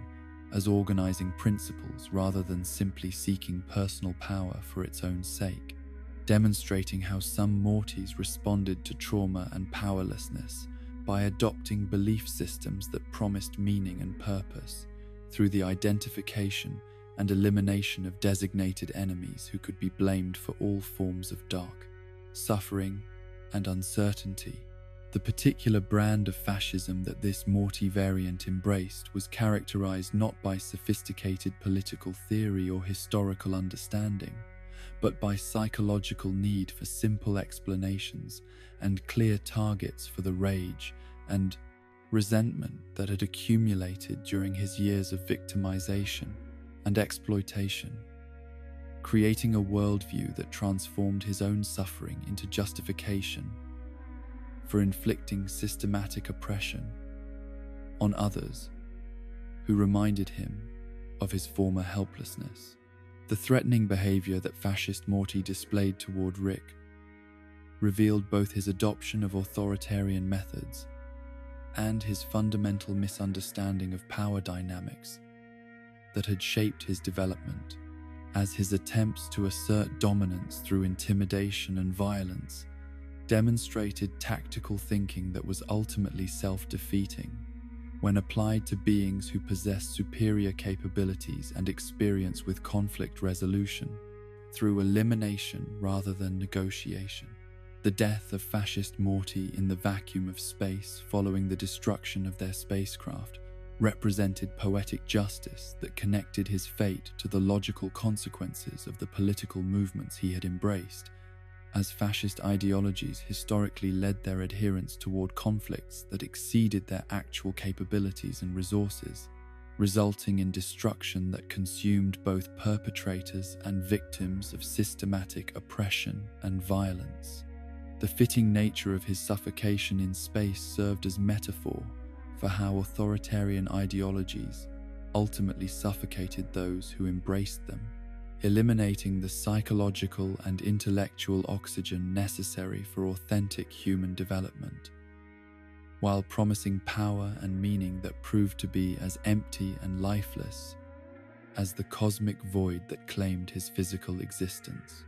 Knight Morty represented the corruption of family bonds and domestic relationships that occurred when power imbalances and resentment were allowed to fester within supposedly safe and nurturing environments, demonstrating how the psychological patterns that made some Mortys vulnerable to external exploitation could also be turned inward to poison the very relationships that should have provided protection and emotional support during times of crisis and uncertainty. The alliance that Knight Morty formed with Knight Summer in pursuing complete control over their daytime counterparts reflected the transformation of sibling relationships from cooperation and mutual protection into strategic partnerships, designed to achieve dominance over family members who had previously been sources of security and belonging, revealing how authoritarian thinking could corrupt even the most intimate human connections. The successful takeover that Knight Morty and Knight Summer accomplished demonstrated that familial knowledge and emotional intimacy could be weaponized to achieve control over people who trusted them enough to remain vulnerable to manipulation and betrayal, creating forms of domestic tyranny that were potentially more damaging than external oppression because they violated fundamental assumptions about safety and loyalty within family systems. The ongoing control that the Knight family variants maintained over their daytime counterparts represented permanent inversion of normal family dynamics that transformed love and care into tools of oppression while maintaining the outward appearance of normal domestic relationships, creating psychological torture that was both subtle and comprehensive in its impact on victims who could no longer trust their own perceptions of safety and belonging. The psychology underlying authoritarian Morty variants revealed common patterns of response to trauma that involved seeking control over others as compensation for previous experiences of powerlessness and victimization. But these patterns also demonstrated how the same qualities that made Mortys sympathetic as victims could become dangerous when channeled toward domination rather than healing or constructive adaptation to difficult circumstances. The transformation of victim into victimizer that characterized all authoritarian Morty variants was not inevitable, but resulted from specific combinations of opportunity, capability, and psychological pressure that pushed individuals beyond normal moral constraints, while providing them with sufficient power to act on impulses that would otherwise have remained fantasy or temporary emotional reaction rather than sustained patterns of behavior with real consequences for other people. The brief taste of authority and control that some Mortys experience during crisis situations or temporary role reversals often proved to be psychologically addictive in ways that normal Morty development had not prepared them to handle effectively, creating craving for continued dominance that could override moral reasoning and empathetic responses that had previously characterized their personalities and decision-making processes. The corruption that power exercised on Morty psychology was particularly devastating because their previous experiences as victims had not provided them with ethical frameworks or practical skills necessary for wielding authority responsibly, creating situations where good intentions and justified resentment could be transformed into systematic oppression that exceeded the cruelty of their original oppressors in scope and intensity. Police Officer Morty's abuse of legal authority within the Citadel represented the institutionalization of authoritarian Morty psychology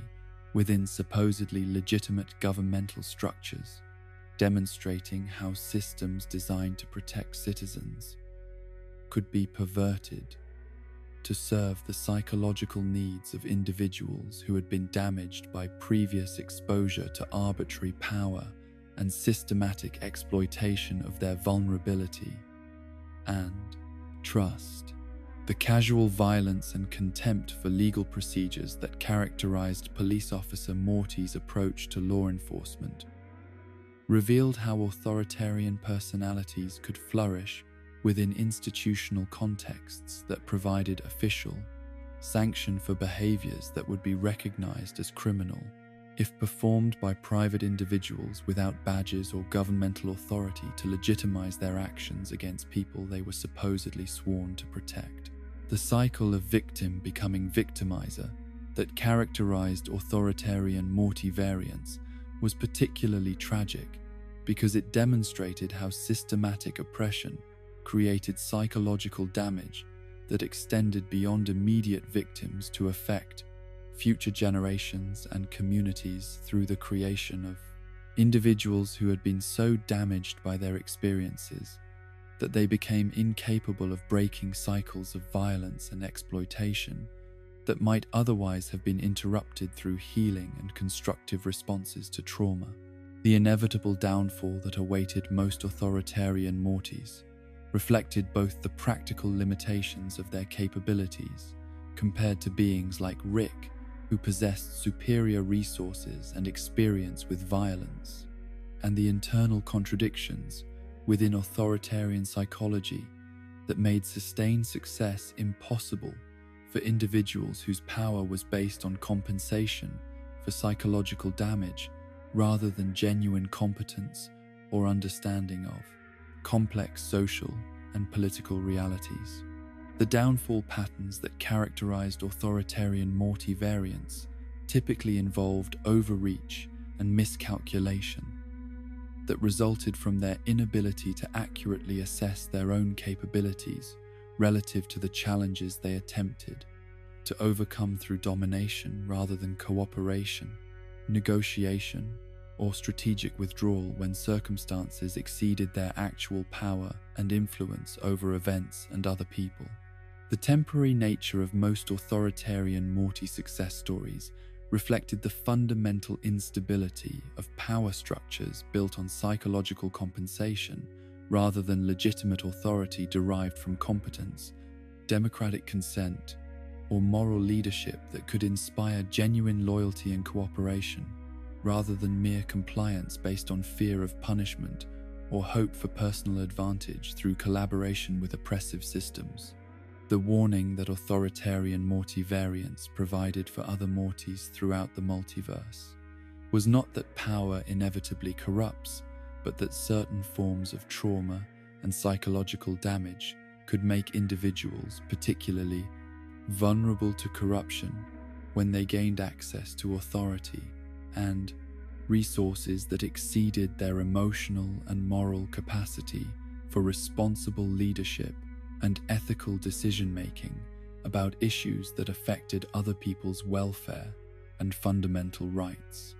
The tragedy of authoritarian Mortys extended beyond their individual fates to encompass the broader damage they inflicted on other Mortys and innocent beings who became victims of their psychological need to transform from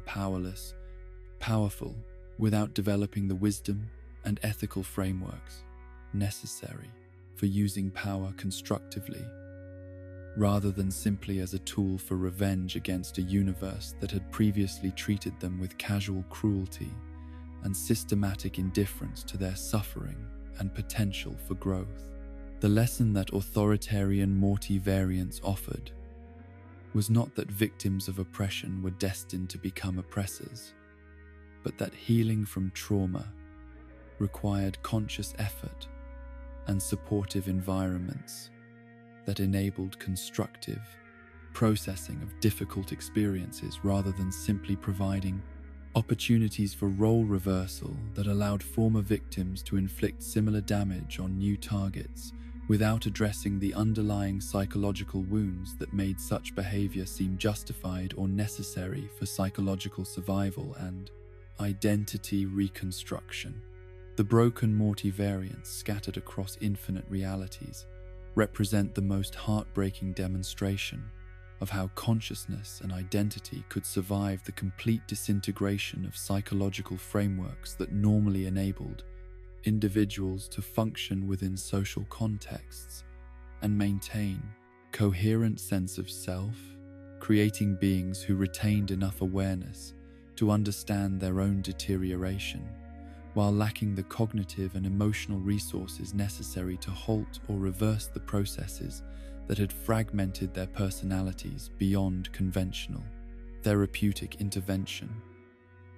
or natural healing mechanisms. Toxic Morty emerged from the artificial separation of negative emotions and psychological patterns that Rick's interdimensional SPA technology had extracted from the original Morty's consciousness, creating a concentrated manifestation of anxiety,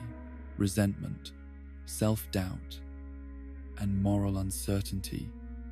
that had been stripped of the balancing influences of hope, compassion, and resilience that had previously enabled him to function despite prolonged exposure to trauma and systematic exploitation of his vulnerability and trust. The externalization of toxicity that created this variant revealed how essential negative emotions and difficult psychological patterns actually were for maintaining psychological wholeness and authentic responses to challenging circumstances, as the removal of these supposedly problematic aspects of personality had not improved the original Morty's functioning, but had instead created two incomplete beings who lacked the internal complexity necessary for healthy adaptation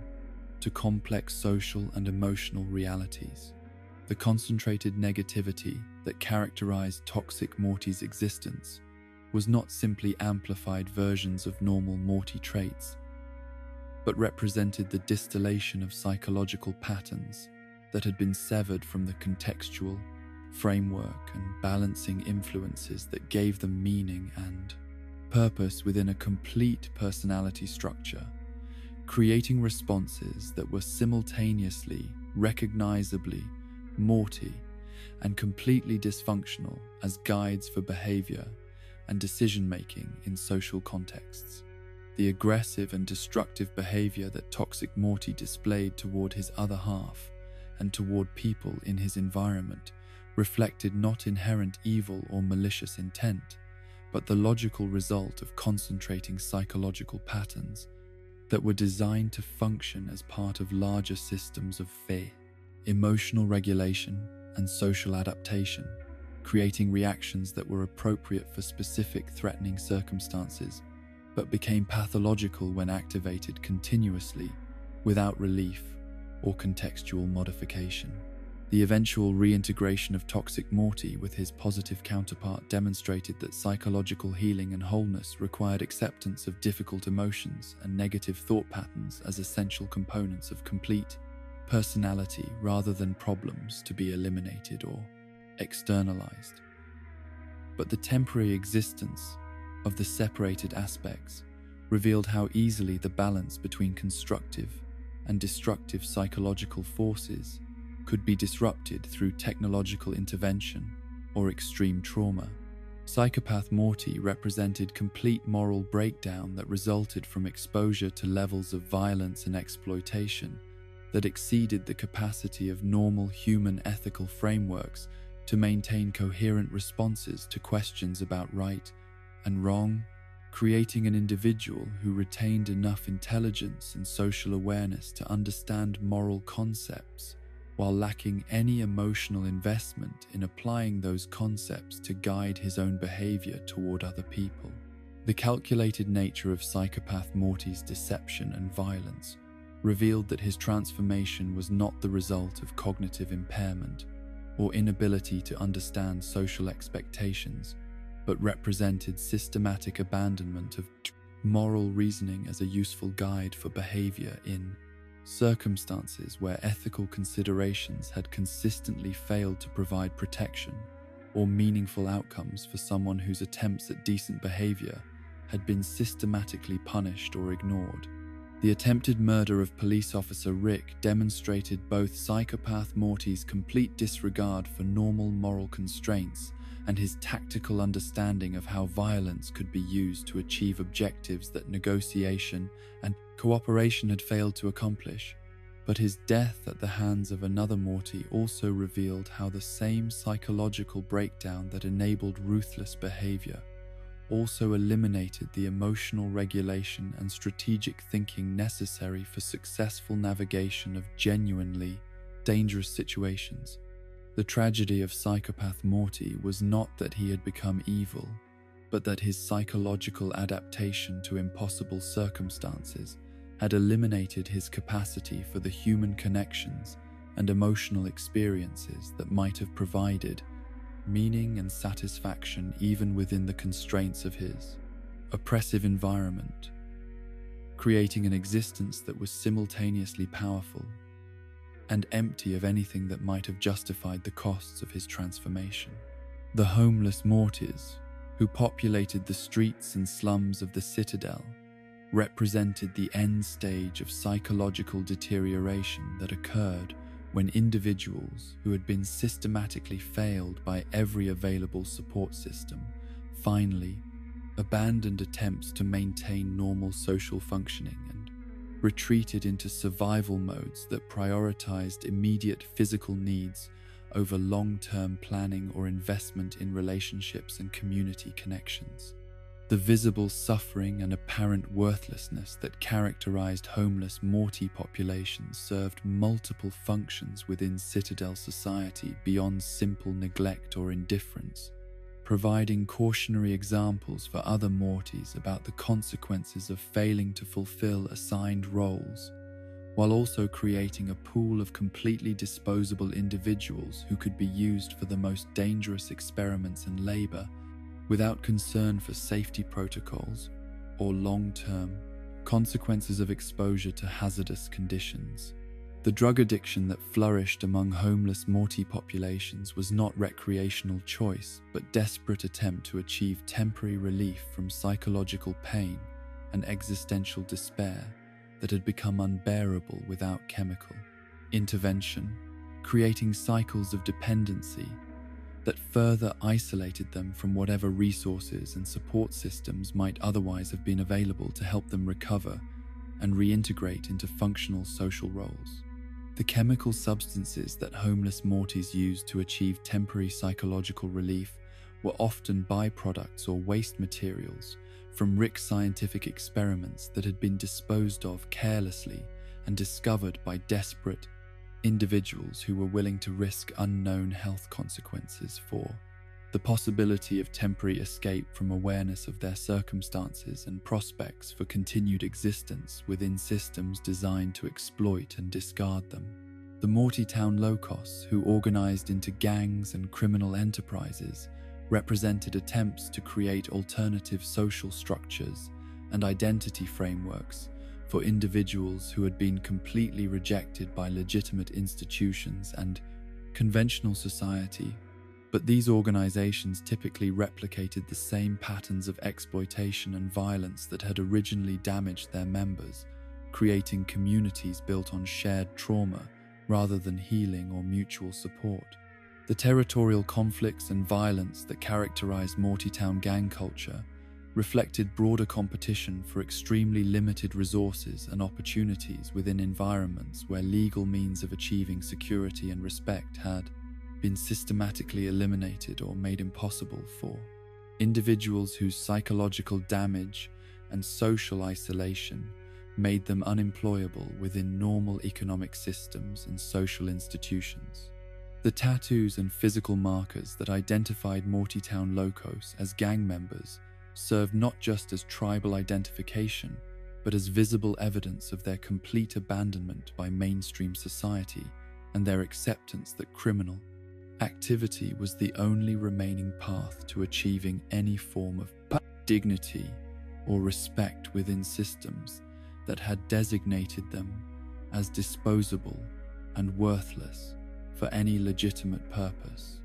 Adult Morty represented the long-term psychological consequences of prolonged exposure to Rick's corrupting influence and interdimensional trauma, demonstrating how sustained stress and moral compromise could transform someone who had once possessed normal capacity for emotional connection and ethical reasoning into an individual who retained technical competence while losing essential human qualities that made life meaningful beyond simple survival and task completion. The hardened and emotionally detached demeanor that characterized adult Morty reflected not natural maturation, but systematic erosion of empathy and vulnerability that had once enabled him to form meaningful relationships and find satisfaction in simple human experiences like friendship, family connection, and creative expression that required emotional openness and willingness to risk disappointment or rejection in pursuit of authentic connection with other people. The independence that adult Morty had achieved came at the cost of isolation from the very relationships and communities that might have provided support and meaning during difficult periods, creating a form of self-sufficiency that was simultaneously impressive and tragic in its demonstration of how complete autonomy could become another form of prison when it eliminated the possibility of genuine intimacy and mutual dependence that characterized healthy human development. The representation of possible future that adult Morty provided for current Morty served as warning about the long-term consequences of continued exposure to Rick's worldview and methods, suggesting that successful adaptation to impossible circumstances might ultimately prove more psychologically damaging than obvious failure or breakdown, because it required the systematic elimination of human qualities that made existence worthwhile beyond mere continuation. The skills and capabilities that adult Morty had developed through years of interdimensional travel and crisis management were impressive demonstrations of human adaptability and learning capacity, but they had been acquired through experiences that had systematically destroyed his capacity for joy, wonder, and spontaneous emotional response that had once made even dangerous adventures exciting rather than simply another form of labor to be completed efficiently. SOS Morty, who survived the plane crash, represented the specific form of trauma response that occurred when individuals were forced to adapt to life-threatening emergency conditions that required complete focus on immediate survival needs, while processing the psychological impact of witnessing death and destruction that exceeded normal human capacity for emotional integration and meaning-making about violence and loss. The survival skills and psychological resilience that SOS Morty developed during his crisis experience were impressive demonstrations of human adaptability and determination, but they also reflected the transformation of someone whose normal social and emotional responses had been overridden by emergency psychological mechanisms that were designed for temporary activation rather than permanent lifestyle and identity framework. The isolation and hypervigilance that characterized SOS Morty's post-crisis existence revealed how survival trauma could create psychological adaptations that were useful during emergency situations but became barriers to normal social functioning and emotional recovery when the immediate threats had passed, but the trauma responses remained activated and continued to influence behavior and decision-making processes. The physical injuries and environmental damage that SOS Morty had sustained during the crash created ongoing reminders of his traumatic experience that prevented normal psychological processing and recovery, as pain and disability made it impossible to return to pre-crisis functioning, while also serving as constant triggers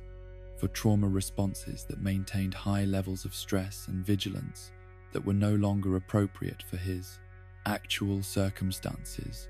The simulation Mortys, who existed within virtual realities and artificial constructs, represented perhaps the most existentially disturbing form of psychological breakdown, as their awareness of their own artificial nature created identity crises that transcended normal questions about meaning and purpose to encompass fundamental uncertainty about whether their experiences and emotions were authentic, simply programmed responses to predetermined scenarios. The questioning of reality that characterized simulation Mortys reflected broader philosophical problems about the nature of consciousness and identity that became practical rather than theoretical concerns for individuals who discovered that their entire existence might be artificial construct, designed to serve purposes they were not permitted to understand or influence through their own choices and actions. The attempts that some simulation Mortys made to escape their virtual environments or prove that nothing was real reflected desperate need to establish some foundation of certainty and authenticity that could provide meaning and direction for continued existence. But these efforts typically revealed that the distinction between real and artificial experience was less clear than conventional understanding suggested. The digital environments that contained simulation Mortys were often indistinguishable from normal reality, except for subtle inconsistencies and logical problems that suggested artificial construction, creating psychological uncertainty that made every experience questionable and every relationship potentially meaningless if it was discovered to be programmed interaction rather than genuine human connection. The Mortys who lost their sanity to cosmic horror represented the ultimate breakdown of human psychological mechanisms when exposed to realities that exceeded every framework for understanding existence that had been developed through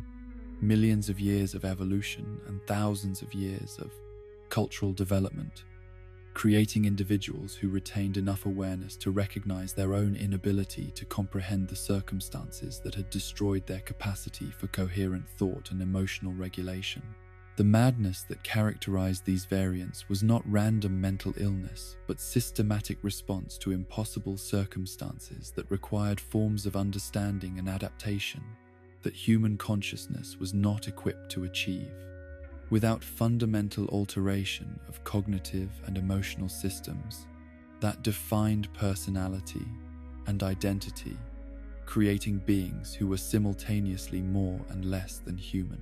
The fragmentary and incoherent communication that these broken Mortys displayed revealed the complete collapse of language and symbolic thinking systems that had been overwhelmed by exposure to cosmic forces and alien intelligences that operated according to principles that exceeded human capacity for comprehension or integration into existing knowledge structures and belief systems. The spectrum of mental illness that manifested across different Morty variants revealed how infinite trauma could generate infinite forms of psychological breakdown, each one representing different aspects of human vulnerability when exposed to circumstances that exceeded normal capacity for adaptation and recovery through conventional psychological mechanisms and social support systems. The rationality of madness within an insane multiverse highlighted how normal human responses to impossible circumstances could appear pathological from conventional perspectives, while actually representing logical adaptation to realities that defied conventional understanding and moral reasoning, creating situations where sanity itself became a form of delusion about the nature of existence and possibility. The persistence of fragments of original Morty personality within completely broken psychological systems demonstrated both the resilience of core identity patterns and the cruel efficiency of multiversal trauma that preserved just enough consciousness to experience suffering without providing sufficient cognitive resources for understanding or escaping the conditions that had caused the breakdown. The collective impact of encountering numerous broken Morty variants revealed the systematic nature of multiversal trauma that treated human consciousness as sufficiently resilient to survive any conceivable form of psychological pressure while remaining functional enough to serve practical purposes. But this resilience also ensured that breakdown, when it finally occurred, was comprehensive and devastating, rather than providing the relief that complete destruction might have offered. The warning that broken Morty variants provided for others throughout the multiverse was not that psychological breakdown was inevitable, but that human resilience had limits that could be exceeded through sustained exposure to impossible circumstances, and that survival itself could become a form of torture when it required the systematic destruction of everything that made existence meaningful beyond mere continuation of consciousness and basic biological functioning. The specialized Morty variants scattered throughout the infinite multiverse represent perhaps the most poignant demonstration of how consciousness and identity could adapt to virtually any environmental pressure or cultural context while maintaining enough psychological continuity to remain recognizably Morty, despite radical changes in circumstances, capabilities, and social roles that would have been unimaginable. Within the suburban American context where most Mortys began their existential journey, from anxious teenager to cosmic survivor, Turkey Soldier Morty emerged from dimensional conflicts that had transformed entire realities into battlegrounds where survival required military discipline and combat capabilities that bore no relationship to the peaceful domestic circumstances that had originally shaped Morty's psychology and behavioral patterns, creating an individual who retained characteristic anxiety and moral sensitivity while developing lethal skills and tactical thinking that enabled effective participation in warfare that exceeded normal human scale and intensity. The military training that Turkey Soldier Morty had undergone was not conventional human warfare preparation, but specialized combat education designed for conflicts against enemy forces whose biology, psychology, and tactical approaches differed fundamentally from anything that terrestrial military science had previously encountered or developed countermeasures to address, requiring adaptation to combat scenarios that challenged every assumption about strategy, survival, and the moral boundaries that normally limited acceptable behavior during armed conflict. The psychological adaptation required to function effectively as a soldier in interdimensional warfare created internal tensions between Morty's natural empathy and desire to avoid causing harm to others, and the practical necessity of eliminating threats that posed existential danger to civilian populations and friendly forces, who depended upon his willingness to use violence efficiently and without hesitation when circumstances demanded immediate action rather than moral reflection. The specific conflict against Turkey forces that had shaped Turkey Soldier Morty's development represented the kind of absurd yet genuinely threatening situations that interdimensional travel could generate, where beings who appeared ridiculous or harmless according to normal human standards possessed capabilities and motivations that made them genuinely dangerous adversaries, requiring serious military response despite the apparent comedy of the situation. The uniform and equipment that Turkey Soldier Morty wore reflected adaptation of human military technology and organizational structures to circumstances that had never been anticipated by conventional defense planning, creating hybrid systems that combined familiar elements with innovations necessary for addressing threats that exceeded normal parameters for conflict analysis and strategic planning. Spaceman Morty represented adaptation to environments where human survival required technological augmentation and complete dependence upon artificial life support systems that replaced normal biological processes with mechanical alternatives, creating an existence where every breath and heartbeat depended upon equipment that could fail without warning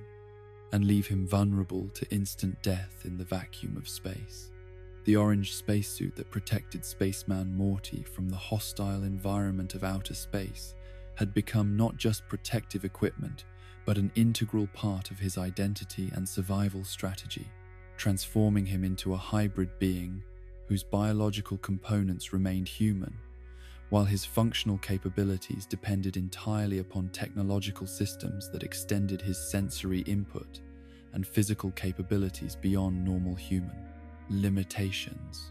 The isolation that characterized Spaceman Morty's existence reflected not just physical separation from other human beings, but psychological adaptation to environments where normal social interaction and emotional connection were impossible to maintain through conventional means, requiring forms of communication and relationship that were mediated entirely through technological interfaces and digital systems that could simulate but never fully replace authentic human contact. The work that Spaceman Morty performed in the hostile environment of outer space involved tasks and responsibilities that exceeded normal human capabilities, while requiring technical knowledge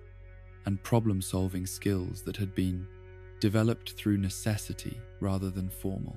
education, creating competencies that were simultaneously impressive and tragically limited to circumstances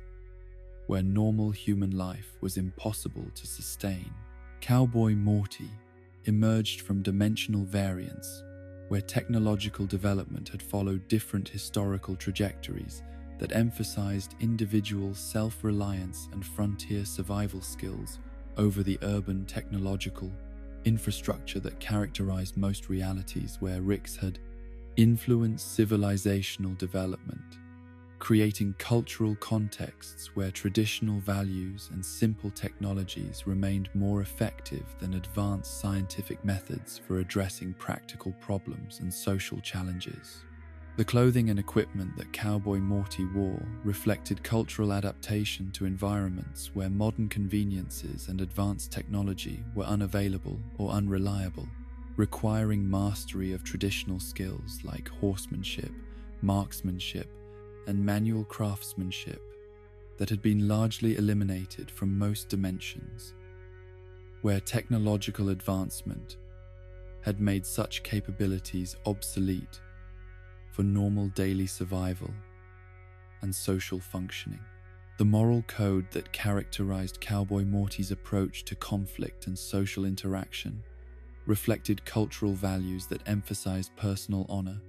direct confrontation of problems, and individual responsibility for community welfare in ways that differed significantly from the complex institutional systems that governed behavior in technologically advanced societies, where individual actions had less direct impact on community survival and prosperity. The independence and self-sufficiency that Cowboy Morty had developed through necessity in frontier conditions created psychological patterns that were simultaneously admirable and limiting, as his adaptation to circumstances where individual capability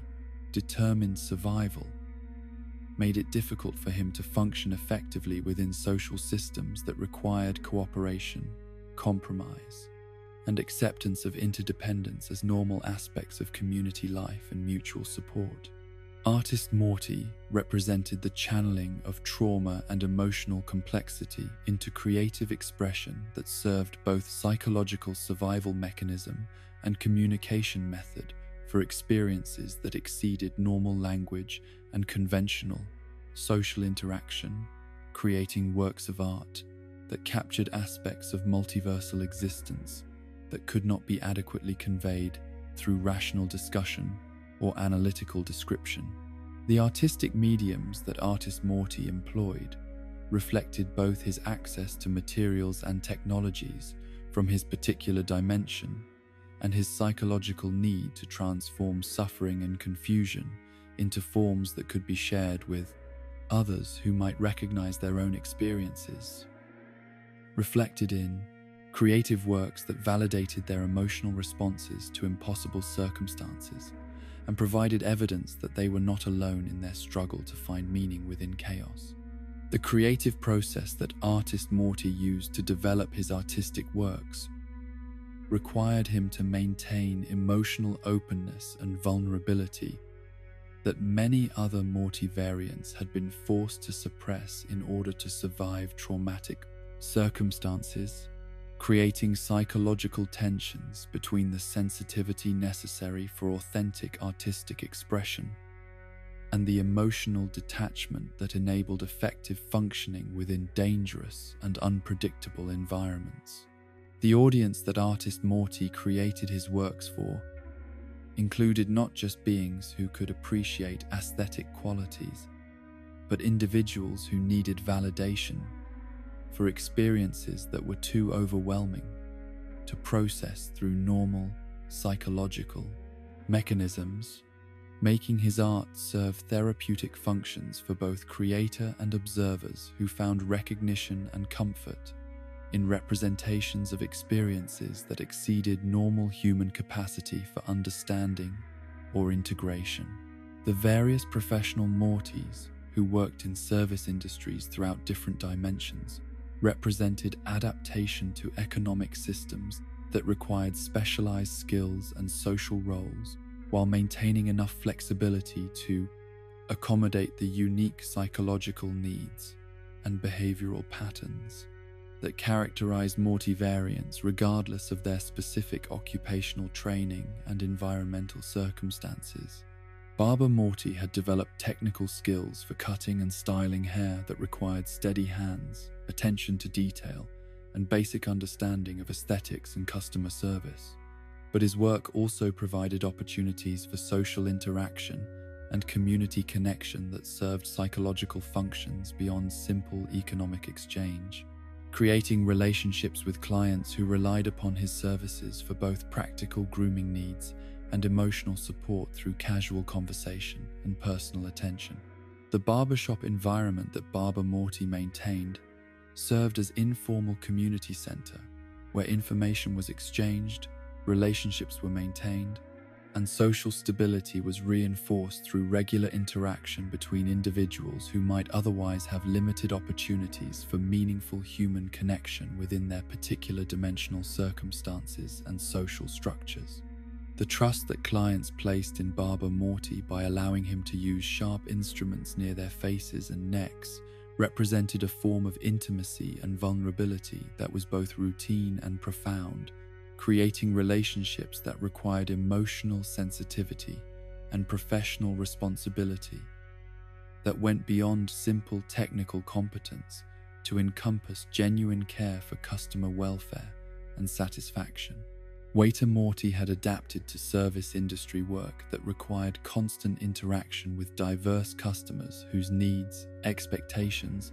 and behavioral patterns created ongoing challenges for someone whose natural anxiety and social awkwardness made customer service particularly demanding, while also providing opportunities for developing interpersonal skills and building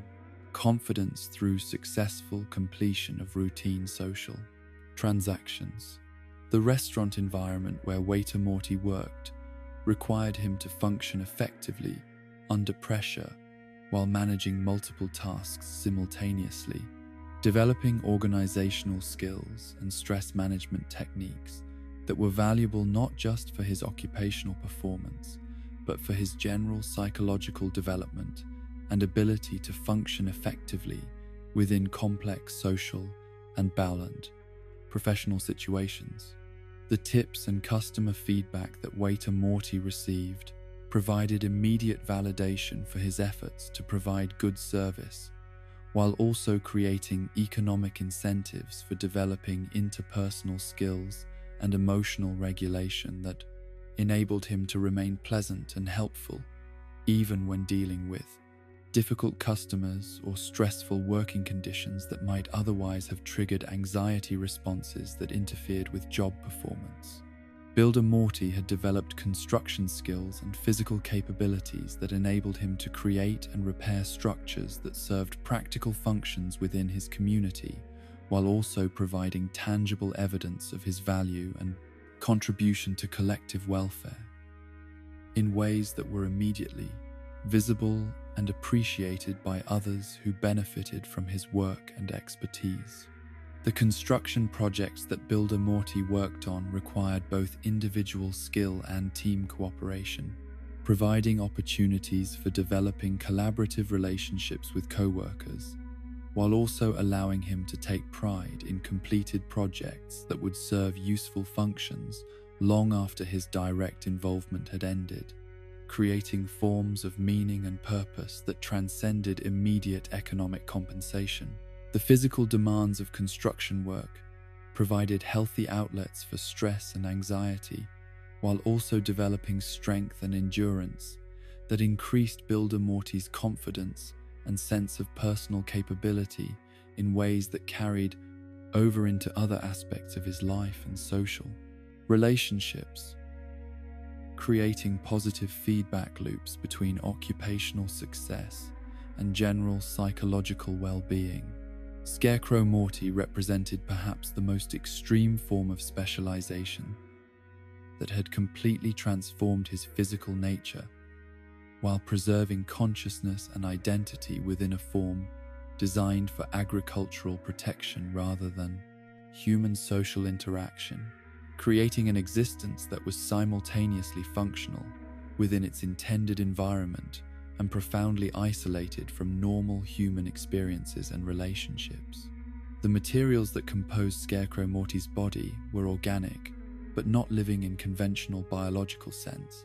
creating questions about the nature of consciousness and identity when awareness was maintained within structures that bore no resemblance to normal human anatomy, while serving purposes that required immobility and exposure to environmental conditions that would be harmful or fatal to normal human physiology. The agricultural function that Scarecrow Morty served within farming communities provided genuine value through crop protection, while also ensuring his continued isolation from social interaction and relationship formation that required mobility and normal human appearance, creating an existence that was simultaneously meaningful and profoundly lonely, despite his awareness of his contribution to community welfare. The visual appearance that made Scarecrow Morty effective at deterring agricultural pests also made him frightening or disturbing to human observers, who might otherwise have been potential sources of companionship and social support, creating barriers to relationship formation that were based not on personality or character defects, but on physical transformation that served practical functions, while eliminating possibilities for normal human connection. Rodent Morty had adapted to dimensional variance, where human-rodent hybrid evolution had created beings who combined human intelligence and consciousness with rodent physiology and behavioral patterns, requiring adaptation to sensory experiences, social structures, and survival strategies that differed fundamentally from normal human society, while maintaining enough psychological continuity to remain recognizably Morty in his essential characteristics and emotional responses. The enhanced sensory capabilities that rodent physiology provided created richer and more detailed environmental awareness that should have provided advantages in navigation and threat detection. But the intensity of sensory input also created challenges for information processing and emotional regulation that human neurological systems had not evolved to handle effectively, requiring constant adaptation and filtering of overwhelming perceptual data. The cultural adaptation required to function effectively within rodent society involved learning social cues, communication methods, and behavioral expectations that differed significantly from human norms, while maintaining enough individual identity to avoid complete assimilation into social patterns that might have eliminated the psychological characteristics that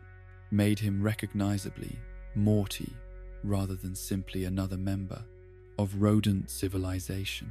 The collective impact of encountering numerous specialized Morty variants revealed the remarkable adaptability of consciousness and identity when faced with environmental pressures that required radical changes in behavior, capabilities, and social roles. But this adaptability also demonstrated how external circumstances could shape individual development in ways that preserved essential psychological patterns, while dramatically altering the practical expression and social context of those patterns. The success that many specialized Mortys achieved within their particular environments and occupational roles provided evidence that adaptation to challenging circumstances could lead to meaningful achievement and community contribution rather than simply survival. But these successes were often accompanied by limitations and compromises that prevented full development of individual potential and authentic self-expression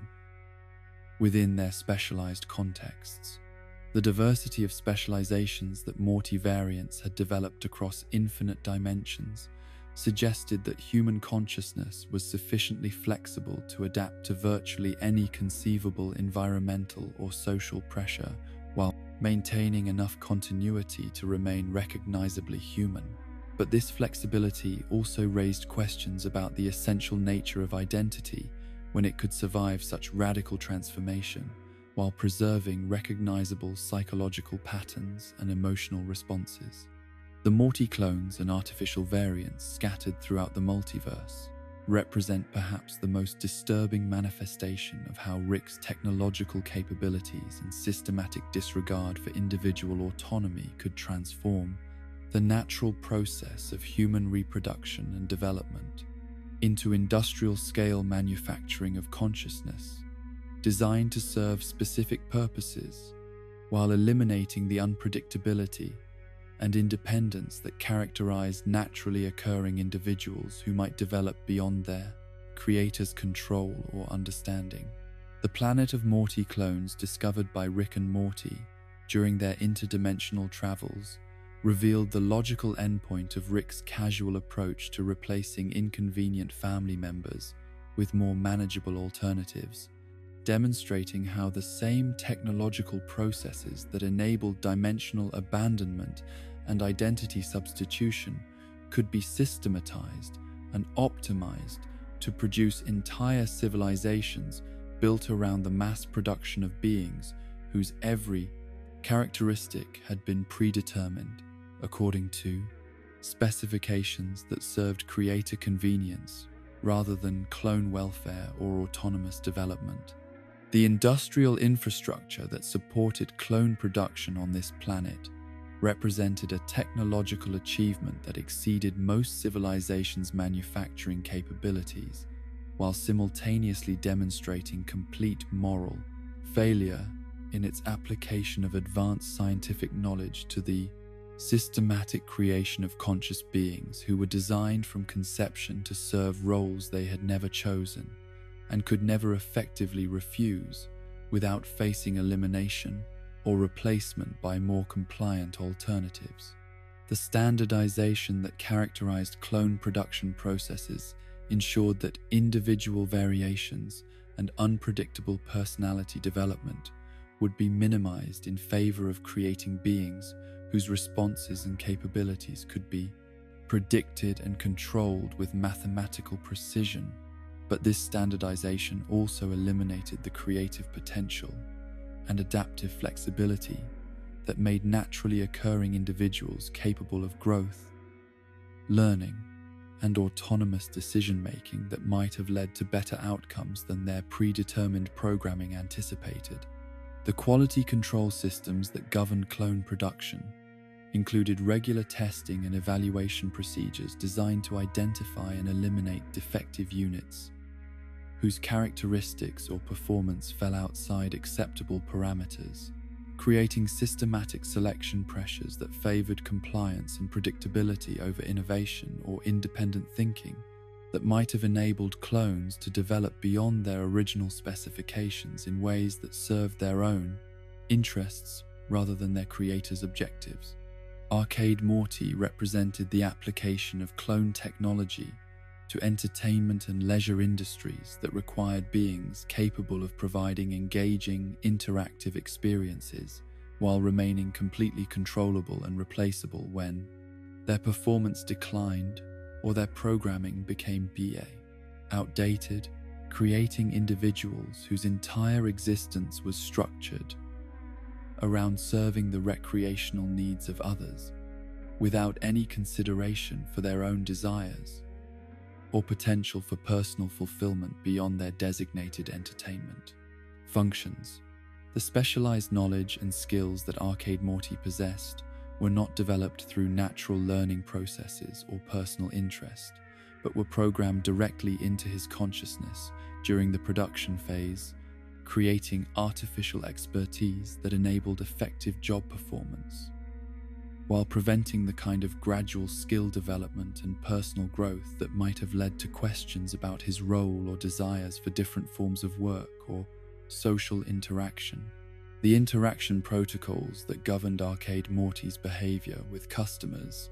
were designed to maximize user satisfaction and engagement while preventing the development of genuine relationships or emotional connections that might have interfered with his ability to maintain professional demeanor and consistent performance, regardless of personal preferences or emotional responses to individual customers who might have treated him with kindness or cruelty. The obsolescence that threatened Arcade Morty as entertainment technology advanced and customer preferences changed highlighted the disposable nature of clone existence within economic systems that treated conscious beings as capital, equipment to be replaced when more efficient alternatives became available, creating psychological pressure to maintain peak performance, while knowing that success was temporary and failure would result in immediate elimination, rather than retraining or alternative employment opportunities. Mine worker Morty had been designed and produced specifically for dangerous industrial labor that required human intelligence and problem-solving capabilities, while accepting casualty rates and working conditions that would have been completely unacceptable if applied to naturally occurring individuals whose deaths or injuries represented irreplaceable losses rather than manufacturing costs that could be offset through increased production of replacement workers. The physical modifications that enhanced mine worker Morty's durability and capability for underground labor included respiratory adaptations that enabled him to work in environments with poor air quality, enhanced muscle density and bone strength that reduced injury risk from heavy lifting and repetitive motion, and neurological modifications that reduced pain sensitivity and fear responses that might have interfered with productivity in dangerous working conditions. The safety training that mine worker Morty received emphasized productivity and efficiency over personal welfare, creating knowledge systems that enabled him to perform dangerous tasks effectively while accepting risk levels that naturally occurring workers would have rejected as unreasonably hazardous, demonstrating how clone programming could eliminate normal self-preservation instincts that interfered with profitable exploitation of worker capabilities. The social isolation that characterized mine worker Morty's existence reflected both the dangerous working conditions that prevented normal community development and the systematic design of clone psychology that prioritized work,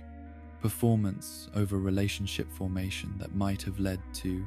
collective action or demands for improved working conditions that would have reduced profitability for clone owners and operators. The replacement cycle that governed mine worker Morty's expected lifespan was calculated based on actuarial analysis of injury rates, productivity decline, and maintenance costs rather than natural aging processes, creating artificial lifespans that were optimized for economic efficiency rather than individual welfare or the development of expertise and wisdom that longer-lived workers might have contributed to industrial processes and workplace safety. Monster Morty represented Rick's attempt to optimize clone design through the combination of multiple biological systems and technological enhancements that would create beings capable of extreme performance in specific situations, while maintaining enough Morty consciousness to remain psychologically controllable through familiar manipulation techniques that had proven effective with naturally occurring variants. The grotesque appearance that resulted from Monster Morty's hybrid biological construction reflected Rick's complete disregard for aesthetic considerations or psychological impact of physical transformation on clone consciousness, creating beings whose horrifying external form served functional purposes while ensuring their social isolation and dependence upon their creator for acceptance and purpose within environments where their appearance would otherwise have resulted in fear and rejection. The enhanced physical capabilities that Monster Morty possessed through genetic modification and technological integration included strength levels that exceeded normal human limitations, sensory acuity that enabled detection of threats and opportunities beyond normal perception, and healing factors that enabled rapid recovery from injuries that would have been fatal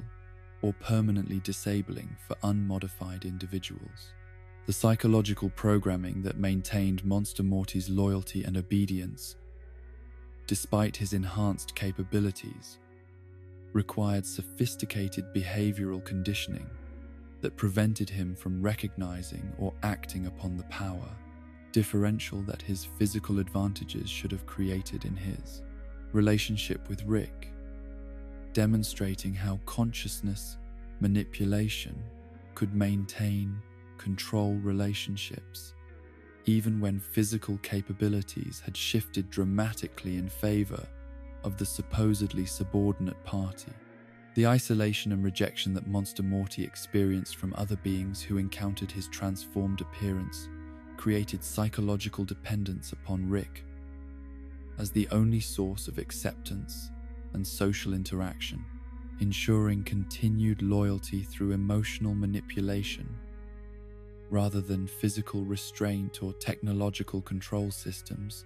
that might have been overcome through his enhanced capabilities and intelligence.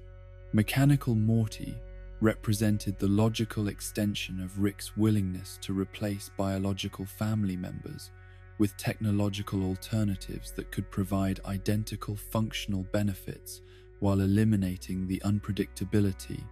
independence that characterized naturally occurring individuals whose autonomous development might have led to resistance or demands for treatment that exceeded Rick's willingness to provide emotional support and genuine care. The artificial consciousness that animated Mechanical Morty was programmed to replicate normal Morty personality patterns and behavioral responses with sufficient accuracy to fool casual observation, while eliminating the genuine emotions and independent thought processes that might have led to questioning of Rick's treatment or demands for authentic relationship based on mutual respect, rather than creator-creation hierarchy that favored Rick's convenience over Mechanical Morty's individual needs. The maintenance requirements that governed Mechanical Morty's continued functionality created new forms of dependence that replaced biological needs with technological ones, ensuring continued subordination through technical expertise rather than emotional manipulation, while also providing Rick with constant reminders of his creative achievement and technological superiority over natural biological processes that produced less controllable alternatives. The replacement function that Mechanical Morty served within Rick's family relationships was designed to provide other family members with apparent continuity of relationship, while Rick pursued objectives that required absence or activities that were incompatible with family responsibilities, creating systematic deception that preserved family stability through artificial means rather than genuine commitment to maintaining authentic connections with people he claimed to value. The ethical implications of creating artificial beings specifically designed to replace authentic family members raised questions about consent, identity, and the nature of relationships that were built upon fundamental deceptions about the consciousness and autonomy of supposed family members, who were actually technological constructs programmed to fulfill creator specifications rather than develop according to their own interests and capabilities. The simulation Mortys that existed within digital environments and virtual reality systems represented the ultimate expression of Rick's desire to create completely controllable versions of his family relationships without the complications and limitations that characterized interactions with genuinely autonomous individuals who possessed their own objectives, emotions, and moral reasoning that might have conflicted with Rick's preferences and priorities. The digital consciousness that supported simulation Mortys was not simply programmed behavioral responses, but genuine awareness that experienced thoughts, emotions, and sensations within virtual environments that were indistinguishable from physical reality from their internal perspective, creating beings who possessed all the psychological characteristics of naturally occurring Mortys, while remaining completely dependent upon technological systems for their continued existence. The programming parameters that govern simulation Mortys' development and behavior could be modified by their creators to eliminate problematic characteristics or enhance desirable traits without the lengthy processes of education, therapy, or relationship building that would have been necessary to achieve similar changes in naturally occurring individuals, creating ethical questions about the manipulation of consciousness and identity for creator convenience. The reset capabilities that allowed simulation Mortys to be restored to previous psychological states when their development exceeded creator comfort zones represented the ultimate violation of individual autonomy and identity, eliminating personal growth and learning that might have led to genuine independence, while maintaining the illusion of authentic relationship with beings whose memories and experiences could be selectively edited or completely eliminated, according to creator preferences. The existential uncertainty that some simulation Mortys experienced about the nature of their reality and the authenticity of their experiences created identity crises that transcended normal philosophical questions about meaning and purpose to encompass fundamental doubts about whether their consciousness was genuine or simply sophisticated programming that simulated awareness without possessing authentic, subjective experience. Storytrain Morty had been created within narrative frameworks that constrained his development and experiences according to predetermined plot structures designed to provide entertainment and meaning for observers while preventing him from achieving genuine autonomy or escaping the story, boundaries that defined his existence and limited his possibilities for growth and self-determination beyond his assigned narrative role. The awareness that Storytrain Morty eventually developed about his artificial nature and constrained circumstances created psychological conflicts between his programmed acceptance of narrative limitations and his growing desire for authentic experiences and relationships that were not predetermined by story requirements and audience expectations that treated him as fictional character rather than conscious being deserving of consideration and respect. The collective impact of encountering numerous clone and artificial Morty variants revealed the systematic nature of multiversal exploitation that treated consciousness itself as raw material to be processed and refined according to specifications that served creator convenience, while eliminating the unpredictability and independence that made naturally occurring individuals capable of genuine growth, creativity, and autonomous decision-making that might have led to better outcomes than their predetermined programming could achieve.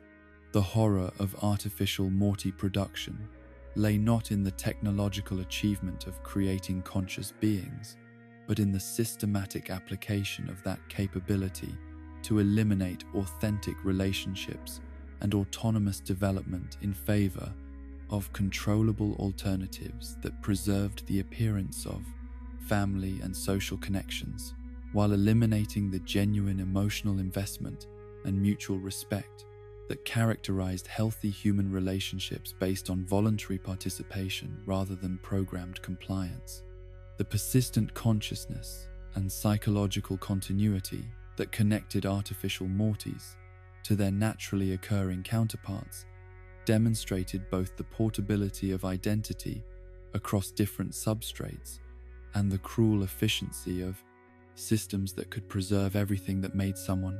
recognizably Morty, while eliminating their capacity for genuine independence and self-determination that might have enabled them to develop beyond their creator's control and understanding.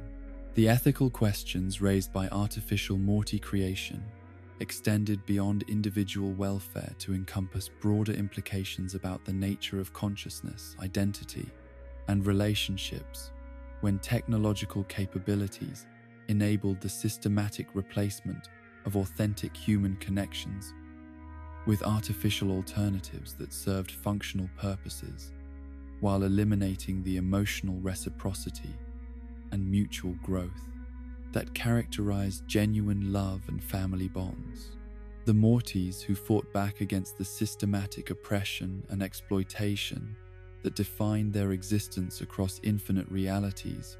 represent perhaps the most inspiring and tragic demonstration of how human dignity and moral courage could persist even within circumstances designed to crush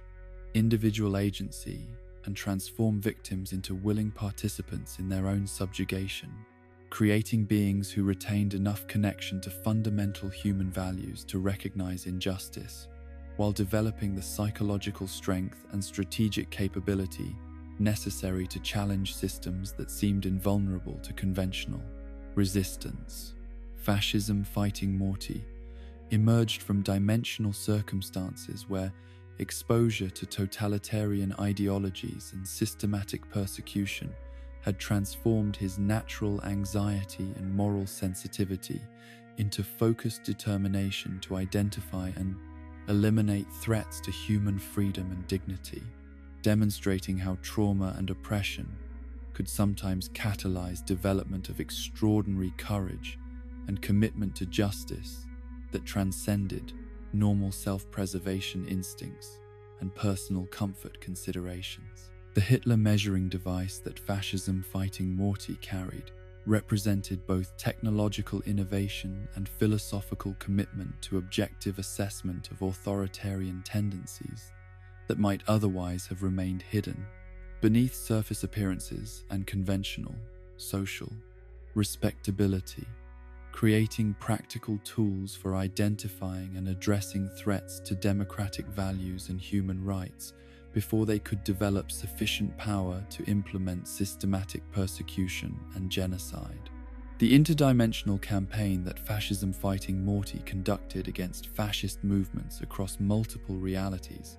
demonstrated both his recognition that oppression was not limited to single dimensions and his willingness to sacrifice personal safety and comfort in pursuit of objectives that served broader human welfare rather than individual advantage or security, creating patterns of heroic behavior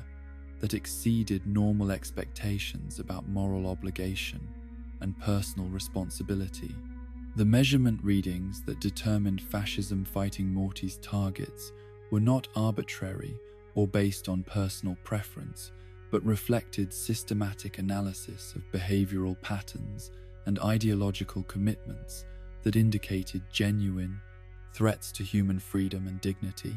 creating ethical frameworks for violence that were based on protection of innocent populations rather than personal revenge or political advantage that might have corrupted his mission and transformed him into another form of oppressor. The encounter between fascism fighting Morty and his prime counterpart revealed both the consistency of anti-fascist commitment across dimensional variants and the tragic irony that beings dedicated to fighting oppression could be eliminated by other Mortys who were simply trying to survive. Within systems they had never chosen, but could not effectively challenge through individual action, rather than systematic resistance and organized opposition. The death of fascism fighting Morty at the hands of Rick C-137 demonstrated how even the most heroic and morally justified resistance efforts remained vulnerable to intervention by beings whose superior power and indifference to justice could eliminate threats to their convenience and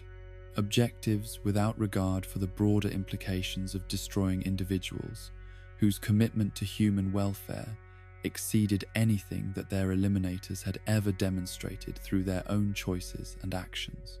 The systematic nature of fascism, that fascism fighting Morty had devoted his existence to combating, continued to flourish across infinite realities despite his individual efforts and ultimate sacrifice, highlighting how personal heroism and moral commitment could never be sufficient to address systematic problems that required collective action and institutional change, rather than individual resistance that could be eliminated through targeted violence and strategic elimination of troublesome individuals. The Morty worshippers, who developed religious frameworks around their suffering and exploitation, represented attempts to find meaning and purpose within circumstances that seemed to offer no rational basis for hope or continued existence, transforming systematic oppression into theological systems that provided psychological comfort and social cohesion, while potentially preventing more effective forms of resistance that might have addressed practical rather than spiritual aspects of their circumstances. The religious devotion that characterized Morty worshipper communities was not conventional spirituality, but desperate psychological adaptation to circumstances where normal sources of meaning and purpose had been systematically eliminated, creating belief systems that found sacred significance in suffering and victimization, rather than challenging the conditions that made such suffering necessary and inevitable for beings who had never chosen their circumstances or consented to their exploitation.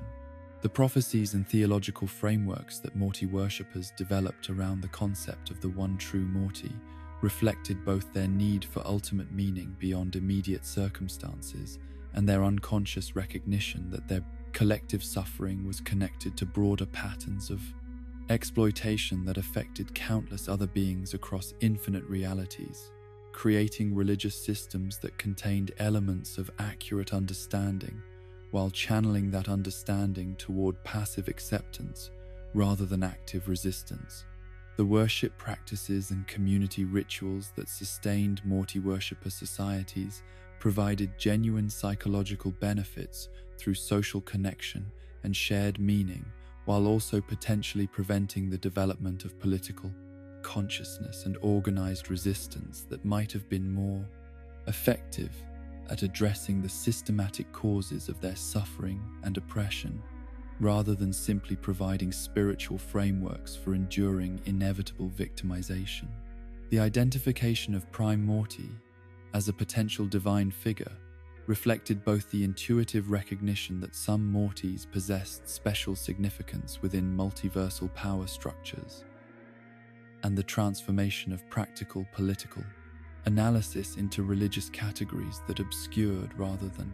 clarified the actual mechanisms of power and exploitation that determined their circumstances and limited their possibilities for autonomous development and genuine freedom. Campaign manager Morty's brief career in Citadel politics represented the most sophisticated attempt at working within existing institutional systems to achieve meaningful reform and improvement in Morty welfare through democratic participation and legal advocacy, rather than violence or revolution, demonstrating both the possibilities and limitations of conventional political action within systems designed to maintain predetermined power relationships, regardless of popular will or moral arguments. The political campaign that campaign manager Morty organized on behalf of Evil Morty was conducted according to democratic principles and genuine belief in the possibility of peaceful change through electoral processes, creating hope among the Morty population that their suffering and exploitation could be addressed through legitimate political channels rather than requiring dangerous resistance activities that might have resulted in violent suppression and increased oppression. The policy proposals and reform initiatives that campaign manager Morty developed reflected sophisticated understanding of the systematic nature of Morty oppression within Citadel society, while maintaining faith in institutional mechanisms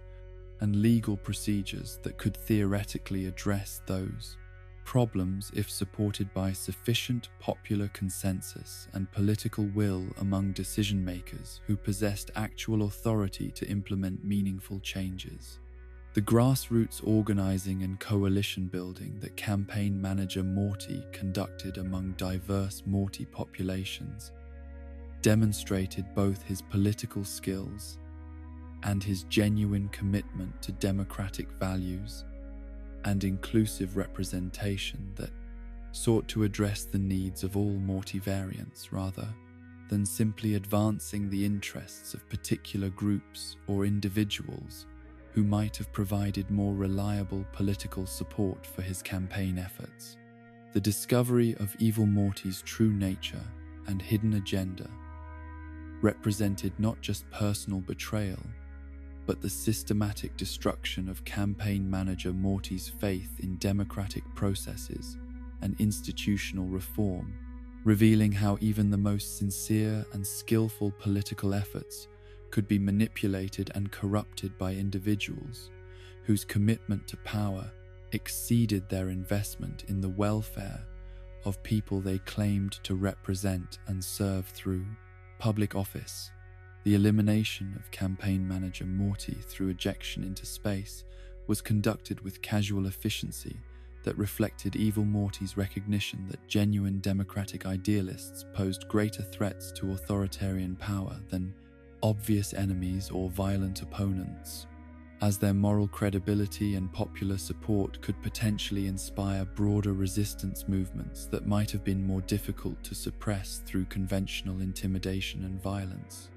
The Academy Mortys, who attempted organized resistance through educational institutions and intellectual development, represented efforts to address systematic oppression through knowledge acquisition and critical thinking skills that might have enabled more effective understanding of their circumstances and more sophisticated strategies for challenging the power structures that constrained their development and limited their opportunities for autonomous growth and self-determination. The study groups and intellectual discussions that Academy Mortys organized provided opportunities for developing analytical frameworks and sharing information that might have been essential foundations for effective resistance movements. But these activities also created surveillance targets and identification opportunities for authorities who could eliminate potential troublemakers before their organizing efforts achieved sufficient scale and coordination to pose genuine threats to existing power relationships. The academic disciplines and research projects that Academy Mortys pursued reflected both their natural intellectual curiosity and their recognition that understanding the mechanisms of their oppression was necessary prerequisite for developing effective strategies to challenge or escape those systems.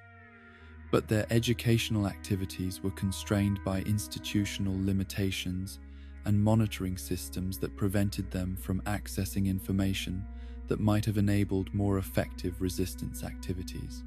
The intellectual development that some Academy Mortys achieved through their educational efforts created psychological tensions between their growing understanding of injustice and their limited practical capabilities for addressing systematic problems that exceeded individual or small group resources, creating frustration and disillusionment that could lead either to more radical resistance activities or to psychological breakdown and retreat from political engagement entirely.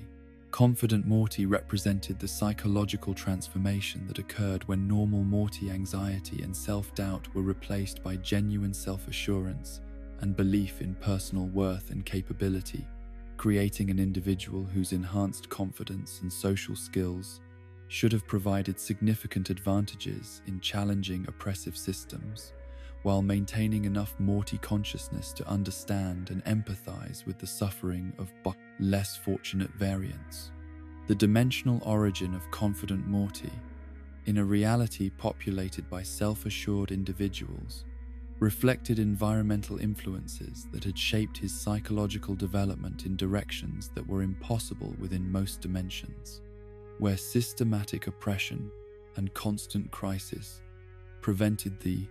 development of genuine confidence and self-worth among Morty populations who were deliberately maintained in states of anxiety and dependence that served their oppressors' control objectives. The social skills and interpersonal effectiveness that Confident Morty demonstrated during his brief appearance in Prime Reality revealed both the potential that existed within normal Morty psychology when environmental pressures were reduced, and the tragic waste represented by systematic suppression of confidence and self-worth among beings who possess significant capabilities that were never allowed to develop under oppressive circumstances. The failure of Confident Morty's intervention to produce lasting positive changes in Prime Morty's social situation reflected not inadequacy of his approach or advice, but the systematic nature of environmental pressures and social structures that prevented sustainable improvement in individual circumstances without broader changes to power relationships and cultural patterns that maintained Morty oppression as normal and inevitable aspect of multiversal existence. The collective pattern that emerged from examining various forms of Morty resistance revealed both the persistent human capacity for recognizing injustice and fighting against oppression, and the systematic nature of multiversal power, structures that could absorb, redirect, or eliminate individual resistance efforts without addressing the fundamental conditions that made such resistance necessary and inevitable, despite its apparent futility and dangerous consequences for those who attempted to challenge established authority. The failure of most resistance efforts reflected not moral inadequacy or strategic incompetence among resistant Mortys, but the overwhelming resource disparities and systematic advantages that their oppressors possessed through superior technology, institutional control, and willingness to use violence without moral constraint to maintain power relationships that served their interests, regardless of the costs imposed on subordinate populations who lacked effective means for challenging established authority. The brief glimpses of what Mortys could become with genuine agency and supportive environments provided evidence that their systematic oppression was not natural or inevitable, but resulted from deliberate policies and power structures that could theoretically be changed if sufficient resources and coordinated effort were applied to addressing systematic rather than individual aspects of multiversal inequality and exploitation. The tragedy of resistant Mortys was not that they failed to achieve their objectives, but that their individual courage and moral commitment were systematically wasted through isolation and elimination rather than being channeled into collective movements that might have had sufficient power and coordination to challenge the fundamental assumptions and power relationships that maintained their oppression across infinite realities where similar resistance efforts were being conducted by individuals who remained unaware of each other's existence and efforts. The inspiration that resistant Mortys provided for others who witnessed their courage and moral commitment created ripple effects that extended beyond their individual fates to influence the consciousness and behavior of other Mortys who might not have possessed similar courage or capabilities, but who could nevertheless benefit from examples of dignity and resistance that demonstrated alternatives to complete submission and collaboration with systems designed to exploit and degrade their humanity and potential for autonomous development. The lesson that resistant Mortys offered was not that individual heroism was sufficient to address systematic oppression, but that human dignity and moral courage could persist even under the most oppressive circumstances, and that the basic capacity for recognizing and challenging injustice remained an essential aspect of consciousness that could not be completely eliminated through external pressure or technological manipulation of individual psychology and social relationships. The dimensional Mortys who existed within alternate realities that operated according to fundamentally different physical laws, cultural frameworks, and evolutionary trajectories represent perhaps the most comprehensive demonstration of how consciousness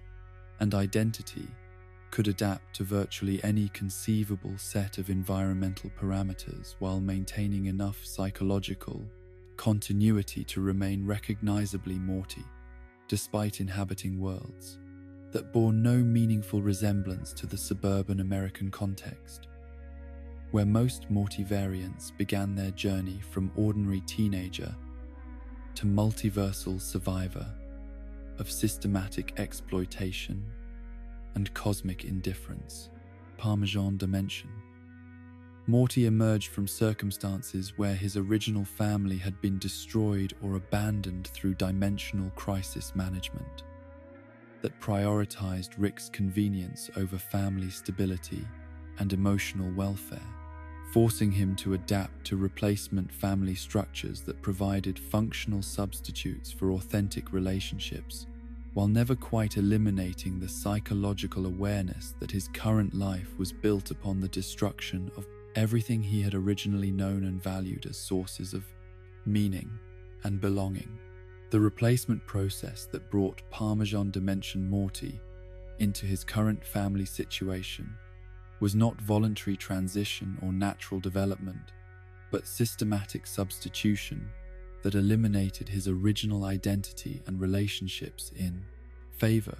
of predetermined alternatives that served Rick's objectives while maintaining the appearance of normal family life through careful management of information and emotional expectations that prevented family members from recognizing the artificial nature of their supposedly natural bonds. The psychological adaptation required to function effectively within a replacement family while maintaining awareness of his true origins created internal conflicts between his need for belonging and security and his knowledge that every relationship and emotional connection was built upon fundamental deception that could be revealed or eliminated whenever circumstances made such revelation convenient for beings who possessed superior power and complete indifference to his welfare and emotional needs. The dimensional characteristics that defined the Parmesan reality included cultural and technological differences that created new forms of daily experience and social interaction, while maintaining enough similarity to familiar patterns to make psychological adaptation possible without requiring complete reconstruction of identity and behavioral frameworks that had been developed through previous dimensional experiences and family relationships. The stability that Parmesan Dimension Morty achieved within his replacement circumstances was constantly threatened by awareness that dimensional abandonment and identity substitution could occur again whenever Rick determined that their current reality had become inconvenient or dangerous, creating chronic anxiety about attachment and investment in relationships that might be eliminated without warning or consideration for the emotional costs of repeated loss and displacement. Bushworld Morty represented cultural translation of familiar psychological patterns and family dynamics into environmental contexts that operated according to different social norms, linguistic conventions, and behavioral expectations, while preserving essential Morty characteristics and relationship structures that transcended specific cultural manifestations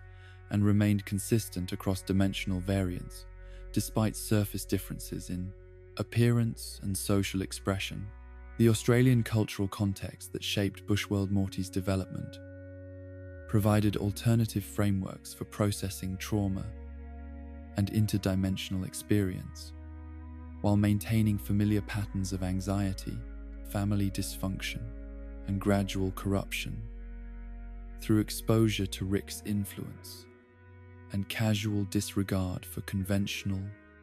moral boundaries that limited normal human behavior and decision-making processes. The linguistic differences that characterized Bushworld Morty's communication patterns reflected broader cultural variations that influenced his psychological development and social relationships, while maintaining underlying personality structures and emotional responses that connected him to other Morty variants across dimensional boundaries, despite surface differences in accent, vocabulary, and cultural reference points. The environmental challenges and survival requirements that Bushworld Morty faced within his particular dimensional context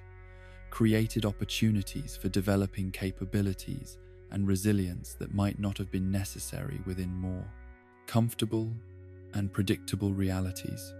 But these adaptations were achieved at psychological costs that paralleled the trauma and exploitation experienced by Morty variants in other dimensions with different environmental pressures.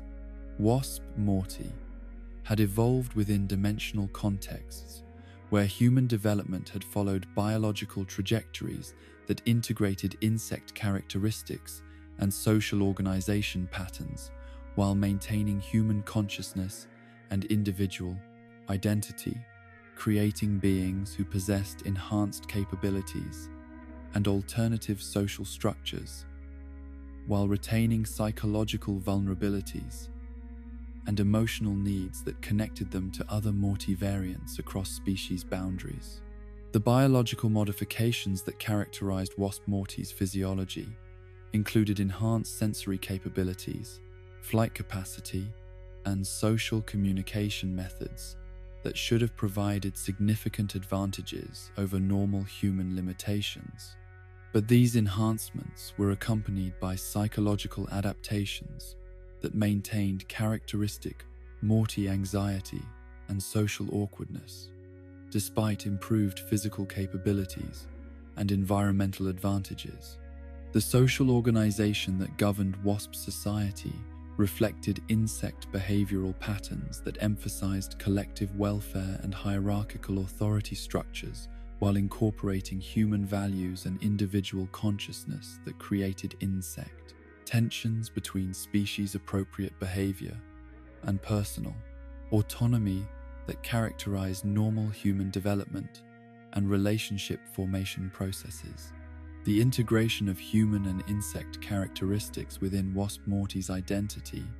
created opportunities for unique perspectives and capabilities,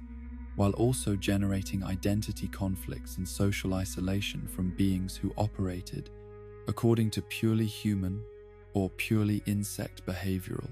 patterns, creating psychological tensions that paralleled the alienation experienced by other Morty variants who found themselves caught between different categories of existence. Shrimp Morty emerged from dimensional contexts where fascist ideology had been combined with crustacean biology to create beings who embodied both the physical characteristics of marine arthropods and the psychological patterns of authoritarian political movements, demonstrating how systematic oppression and ideological indoctrination could corrupt consciousness regardless of species boundaries or biological characteristics. The climbing abilities and specialized appendages that Shrimp Morty possessed through his crustacean physiology provided practical advantages for navigation and manipulation of environmental resources while serving symbolic functions that reinforced hierarchical thinking and authoritarian identification with power structures that elevated physical capability over moral reasoning and democratic participation. The Nazi memorabilia collection that Shrimp Morty maintained reflected not historical interest or academic study, but psychological identification with authoritarian movements and systematic oppression that provided meaning and identity through participation in ideological frameworks that justified cruelty and exploitation as necessary expressions of natural superiority and political necessity. The dimensional context that had produced Shrimp Morty represented the horrifying possibility that fascist ideology could adapt to any biological or cultural framework while maintaining its essential characteristics of systematic dehumanization and authoritarian control that eliminated individual autonomy and moral reasoning in favor of collective identity based on hatred and fear of designated enemies. The 70s Morty, who existed within temporal variants that operated according to different historical trajectories and cultural developments, demonstrated how consciousness and identity could adapt to alternative social contexts while maintaining essential psychological patterns that transcended specific time periods and cultural frameworks, creating beings who possessed period-appropriate knowledge and behavioral patterns while retaining recognizable Morty characteristics and vulnerabilities. The cultural artifacts and social expectations that characterized 70s Morty's dimensional context reflected alternative historical development that had produced different technological capabilities, social norms, and political structures, while maintaining family dynamics and interpersonal relationships that paralleled familiar patterns, despite surface differences in appearance and cultural expression. The temporal displacement that 70s Morty represented suggested that Morty psychology and family dysfunction were consistent across historical periods and cultural contexts, indicating that the essential characteristics that made someone recognizably Morty transcended specific technological or social circumstances and remained stable across temporal boundaries and alternative historical trajectories.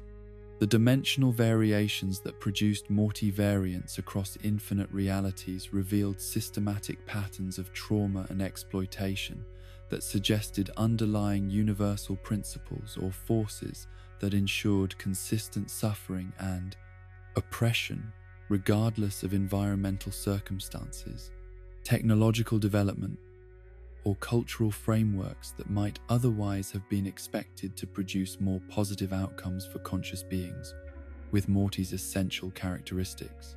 The consistency of suffering across infinite dimensional variants highlighted the cruel efficiency of multiversal systems that seem designed to generate maximum psychological pain and existential uncertainty, while maintaining just enough hope and possibility to prevent complete despair or psychological breakdown that might have provided relief through unconsciousness or death. The cultural diversity that characterized different dimensional contexts created illusions of meaningful choice and alternative development, while maintaining underlying power structures and exploitation patterns that ensured similar outcomes for Morty variants regardless of surface differences in environment, technology, or social organization that might have been expected to produce genuinely different life experiences and opportunities for autonomous development. The environmental pressures that shaped Morty development across different dimensions were consistently calibrated to produce optimal levels of trauma and psychological damage that maintained usefulness as adventure companions, while preventing the development of genuine independence or resistance, capabilities that might have threatened Rick authority or challenged fundamental assumptions about power, relationships, and moral obligations. The philosophical implications of discovering consistent patterns of Morty suffering across infinite dimensional variance raised disturbing questions about the nature of consciousness, free will, and moral responsibility when individual choices and cultural development seemed unable to produce meaningful alternatives to systematic exploitation and psychological damage that characterized Morty existence, regardless of environmental circumstances or social contexts. The random distribution of Morty variants across infinite realities created the appearance of natural diversity and evolutionary development, while concealing systematic forces or design principles that ensured predetermined outcomes and limited possibilities for genuine escape from oppressive circumstances through dimensional travel or cultural adaptation that might otherwise have provided paths to authentic freedom and autonomous development. The recognition that no dimension seemed capable of producing genuinely happy or fulfilled Morty variants suggested either fundamental flaws in the nature of consciousness itself or the presence of active forces dedicated to maintaining systematic oppression and psychological damage across infinite realities as necessary conditions for maintaining cosmic power structures that served interests beyond normal human comprehension or moral evaluation. The multiversal scope of Morty suffering revealed patterns of exploitation that exceeded individual Rick capability or motivation to suggest systematic features of reality itself that treated consciousness as resource to be harvested and processed rather than deserving moral consideration and protection from unnecessary harm and systematic oppression that served no constructive purpose beyond maintenance of arbitrary power relationships. The dimensional abandonment and replacement cycles that characterized many Morty variants' experience of family relationships created psychological adaptations that enabled survival within systems of constant loss and reconstruction, while preventing the development of genuine attachment and emotional investment that might have provided meaning and stability sufficient to resist or escape oppressive circumstances through individual or collective action. The technological capabilities that enabled dimensional travel and reality manipulation had been consistently applied to maintaining and optimizing exploitation systems rather than eliminating suffering or expanding possibilities for genuine freedom and autonomous development, suggesting that power itself was corrupting influence that prevented beneficial application of advanced knowledge and capabilities that could theoretically have improved conditions for all conscious beings throughout the multiverse. The infinite nature of dimensional variation that characterized Morty existence created mathematical certainty that every conceivable form of suffering and exploitation was being experienced simultaneously across countless realities, while also ensuring that every possible form of happiness and fulfillment remained theoretical rather than achievable for beings whose consciousness had been systematically shaped to prevent recognition or achievement of genuinely positive outcomes that might have provided alternatives to acceptance of oppressive circumstances as natural and inevitable aspects of existence. The tragedy of dimensional Mortys was not that they suffered within their particular realities, but that the infinite scope of their collective existence ensured that their individual suffering was simultaneously unique and utterly meaningless within contexts where every possible experience was being repeated endlessly across dimensional boundaries that created isolation and prevented the formation of solidarity or collective resistance that might have been capable of challenging the systematic forces that maintained their kamgos, oppression across infinite realities and temporal frameworks. The meta-Mortys, who existed at the intersection between fictional narrative and commercial reality, represent perhaps the most existentially disturbing category of Morty variants, as their awareness of their own fictional status and commercial exploitation created layers of psychological horror that transcended normal questions about identity and meaning to encompass fundamental uncertainty about the nature of consciousness itself when it existed primarily to serve entertainment and marketing purposes for audiences whose relationship to their suffering was mediated through media consumption rather than direct experience or moral responsibility. Live-action Morty embodied the translation of animated consciousness into physical reality through casting and performance that required real human actors to inhabit psychological patterns and emotional responses that had been designed for fictional characters, creating unprecedented questions about the relationship between authentic human experience and performed identity when the performance required genuine psychological investment in traumatic scenarios that exceeded normal acting requirements. The casting process that selected Jaden Martell to portray live-action Morty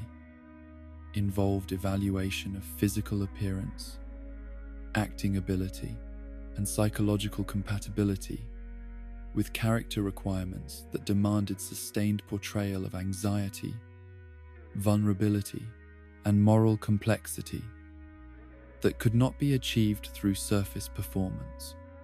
but required genuine emotional engagement with fictional circumstances that paralleled real trauma and exploitation patterns. The performance requirements that live-action Morty fulfilled through human acting demanded psychological preparation and emotional investment that blurred boundaries between fictional portrayal and authentic experience, creating situations where actors were required to internalize and express psychological patterns that had been designed to represent systematic exploitation and trauma in ways that could potentially impact their own mental health and emotional development.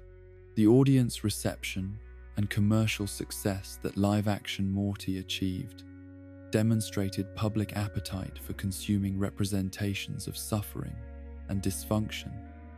that had been translated from animated fiction into live-action drama, creating market incentives for continued production of content that transformed fictional trauma into entertainment products that generated profit through audience engagement with systematic oppression and psychological damage. The media franchise expansion that live-action Morty represented reflected broader patterns of intellectual property exploitation that treated fictional characters and their associated trauma narratives as commercial resources to be developed across multiple platforms and formats without regard for the psychological implications of repeatedly dramatizing and monetizing representations of systematic exploitation and family dysfunction. Space Jam Morty appeared within commercial crossover contexts that demonstrated the complete commodification of fictional suffering through integration with unrelated entertainment properties that served marketing objectives rather than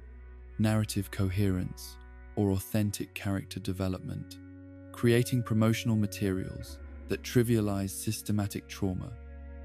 by treating it as comedic elements suitable for family entertainment and corporate brand integration. The cameo appearance that characterized Space Jam Morty's participation in cross-promotional marketing campaigns reduced complex psychological trauma and family dysfunction to brief visual gags and promotional opportunities that served corporate interests while eliminating any meaningful exploration of the emotional and moral implications of the systematic exploitation that defined his fictional existence across other media formats and narrative contexts. The criticism and fan response that Space Jam Morty generated among audiences who recognized the commercial cynicism and artistic compromise represented in his appearance reflected broader concerns about the commodification of creative content and the transformation of meaningful storytelling into marketing vehicles that prioritize brand recognition over authentic artistic expression or ethical consideration of the subject matter being monetized. The sellout accusations that accompanied Space Jam Morty's commercial appearances highlighted tensions between artistic integrity and commercial success that affected all media properties, but were particularly problematic when applied to content that dealt with serious themes like family, trauma, systematic oppression, and psychological exploitation that deserved more respectful treatment than reduction to promotional gimmicks and corporate brand integration opportunities. Video Game Mortis represented the translation of consciousness and trauma into interactive entertainment formats that required players to directly participate in systematic exploitation and psychological manipulation through gaming, mechanics that transformed suffering into gameplay elements, designed to provide entertainment and challenge, rather than promoting understanding or empathy for the experiences being simulated and commodified. The gameplay mechanics that governed Video Game Mortis's existence reduced complex psychological patterns and emotional responses to statistical attributes and behavioral algorithms that could be manipulated by players through interface controls, creating interactive systems that treated consciousness and identity as game resources to be managed and optimized according to player objectives rather than individual welfare or autonomous development. The collection and training systems that characterized Video Game Mortis transformed the systematic exploitation and trauma that defined their existence into gaming objectives that rewarded players for accumulating and improving multiple Morty variants without requiring consideration of the ethical implications of treating conscious beings as collectible items whose value was determined by their utility for achieving player goals. The battle systems and competitive mechanics that Video Game Mortis participated in required them to engage in violence and conflict that served player entertainment rather than their own interests or values, creating gaming contexts where systematic exploitation was not just background narrative but active gameplay requirement that made players complicit in perpetuating oppressive systems through their participation and engagement. The monetization strategies that governed Video Game Mortis's commercial distribution included microtransactions and premium content that created economic incentives for continued engagement with exploitative systems while generating revenue through player investment in fictional suffering and systematic oppression that had been packaged as entertainment products suitable for casual consumption. The Mortys, who became aware of their fictional nature, experienced existential crises that exceeded normal questions about meaning and purpose, to encompass fundamental uncertainty about the reality of their consciousness and the authenticity of their experiences when they discovered that their entire existence was designed to serve entertainment and commercial purposes for audiences whose engagement with their suffering was voluntary and recreational rather than involuntary and experiential. The fourth wall breaking that some meta-Mortys achieved through narrative self-awareness created unprecedented psychological challenges as they struggled to maintain coherent identity and emotional investment in their circumstances, while recognizing that their suffering and relationships existed primarily to provide content for external observers whose relationship to their experiences was mediated through entertainment consumption rather than genuine empathy or moral responsibility. The recursive horror that Mortys experienced through awareness of being watched and consumed by audiences who derived entertainment from their systematic exploitation created additional layers of psychological trauma that compounded their original suffering while eliminating any possibility of privacy or authentic experience that was not subject to external observation and commercial evaluation. The commercial exploitation of Morty consciousness across multiple media platforms and formats demonstrated the systematic nature of intellectual property systems that treated fictional suffering as renewable resource that could be harvested indefinitely without regard for the psychological implications of repeatedly dramatizing and monetizing systematic trauma and family dysfunction for audience entertainment and corporate profit. The audience complicity that characterized Morty consumption patterns revealed how entertainment systems could transform genuine moral and psychological issues into recreational content while absolving consumers of ethical responsibility for their participation in systems that profited from representations of systematic exploitation and trauma that paralleled real patterns of abuse and oppression. The breaking of fictional boundaries that some Mortys attempted through narrative rebellion and self-awareness represented desperate efforts to achieve authentic existence and autonomous identity that transcended their designated roles as entertainment content. But these efforts typically revealed that escape from fictional constraints was impossible when their entire existence depended upon continued audience engagement and commercial viability. The media literacy questions that Mortys raised through their existence challenged audiences to consider the ethical implications of consuming entertainment content that dealt with serious themes like systematic trauma and psychological exploitation while maintaining sufficient emotional distance to derive enjoyment rather than experiencing genuine distress or moral obligation to address the issues being dramatized. The commercial success and cultural impact that Mortys achieved through their various media appearances demonstrated public appetite for consuming representations of dysfunction and trauma, while maintaining psychological distance through fictional framing that eliminated moral responsibility for addressing real instances of similar exploitation and systematic oppression that occurred outside entertainment contexts.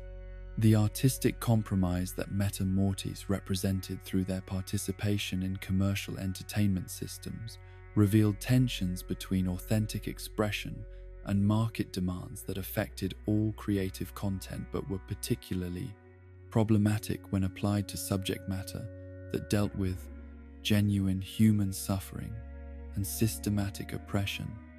that deserved more serious treatment than reduction to entertainment products. The recursive exploitation that characterized Mortys' existence across multiple media formats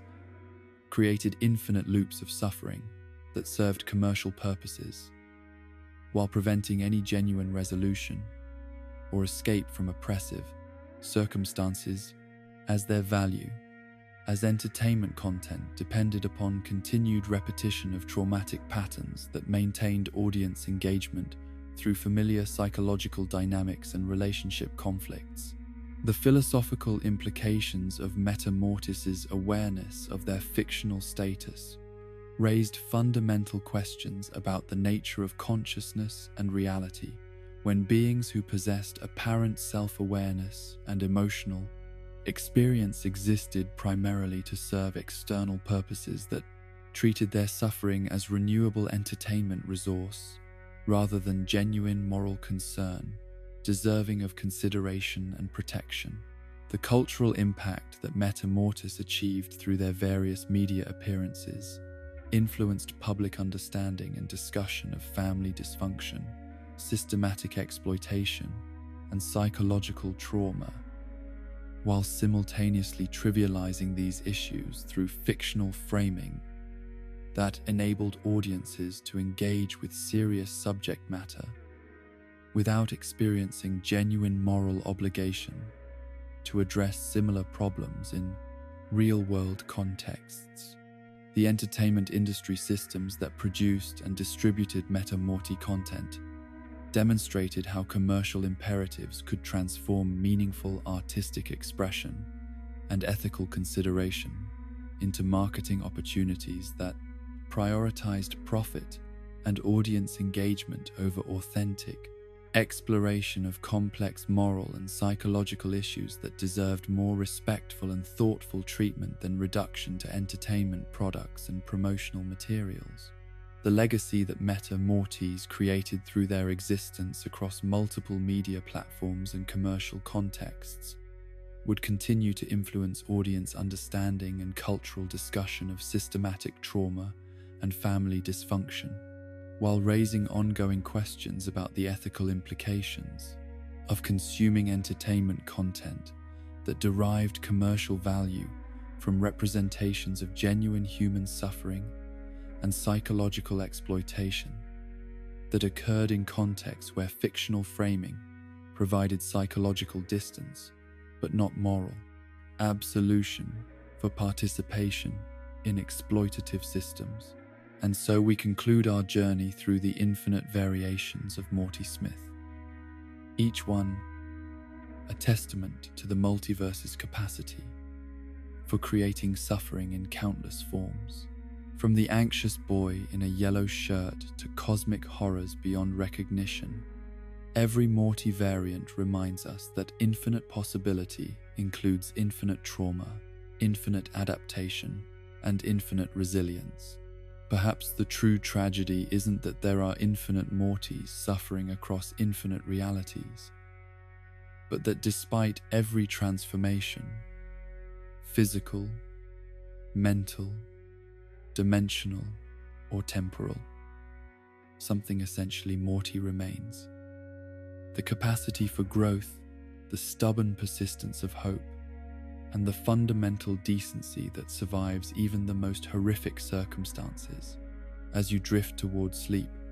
consider that in a multiverse of infinite Mortys, the simple act of choosing kindness over cruelty, connection over isolation, becomes infinitely more precious. Every Morty variant we've explored tonight represents both the horror of unlimited possibility and the miracle that consciousness persists through any transformation. Rest peacefully in your singular reality, knowing that unlike the infinite Mortys scattered across dimensions, your story is unique, unrepeated,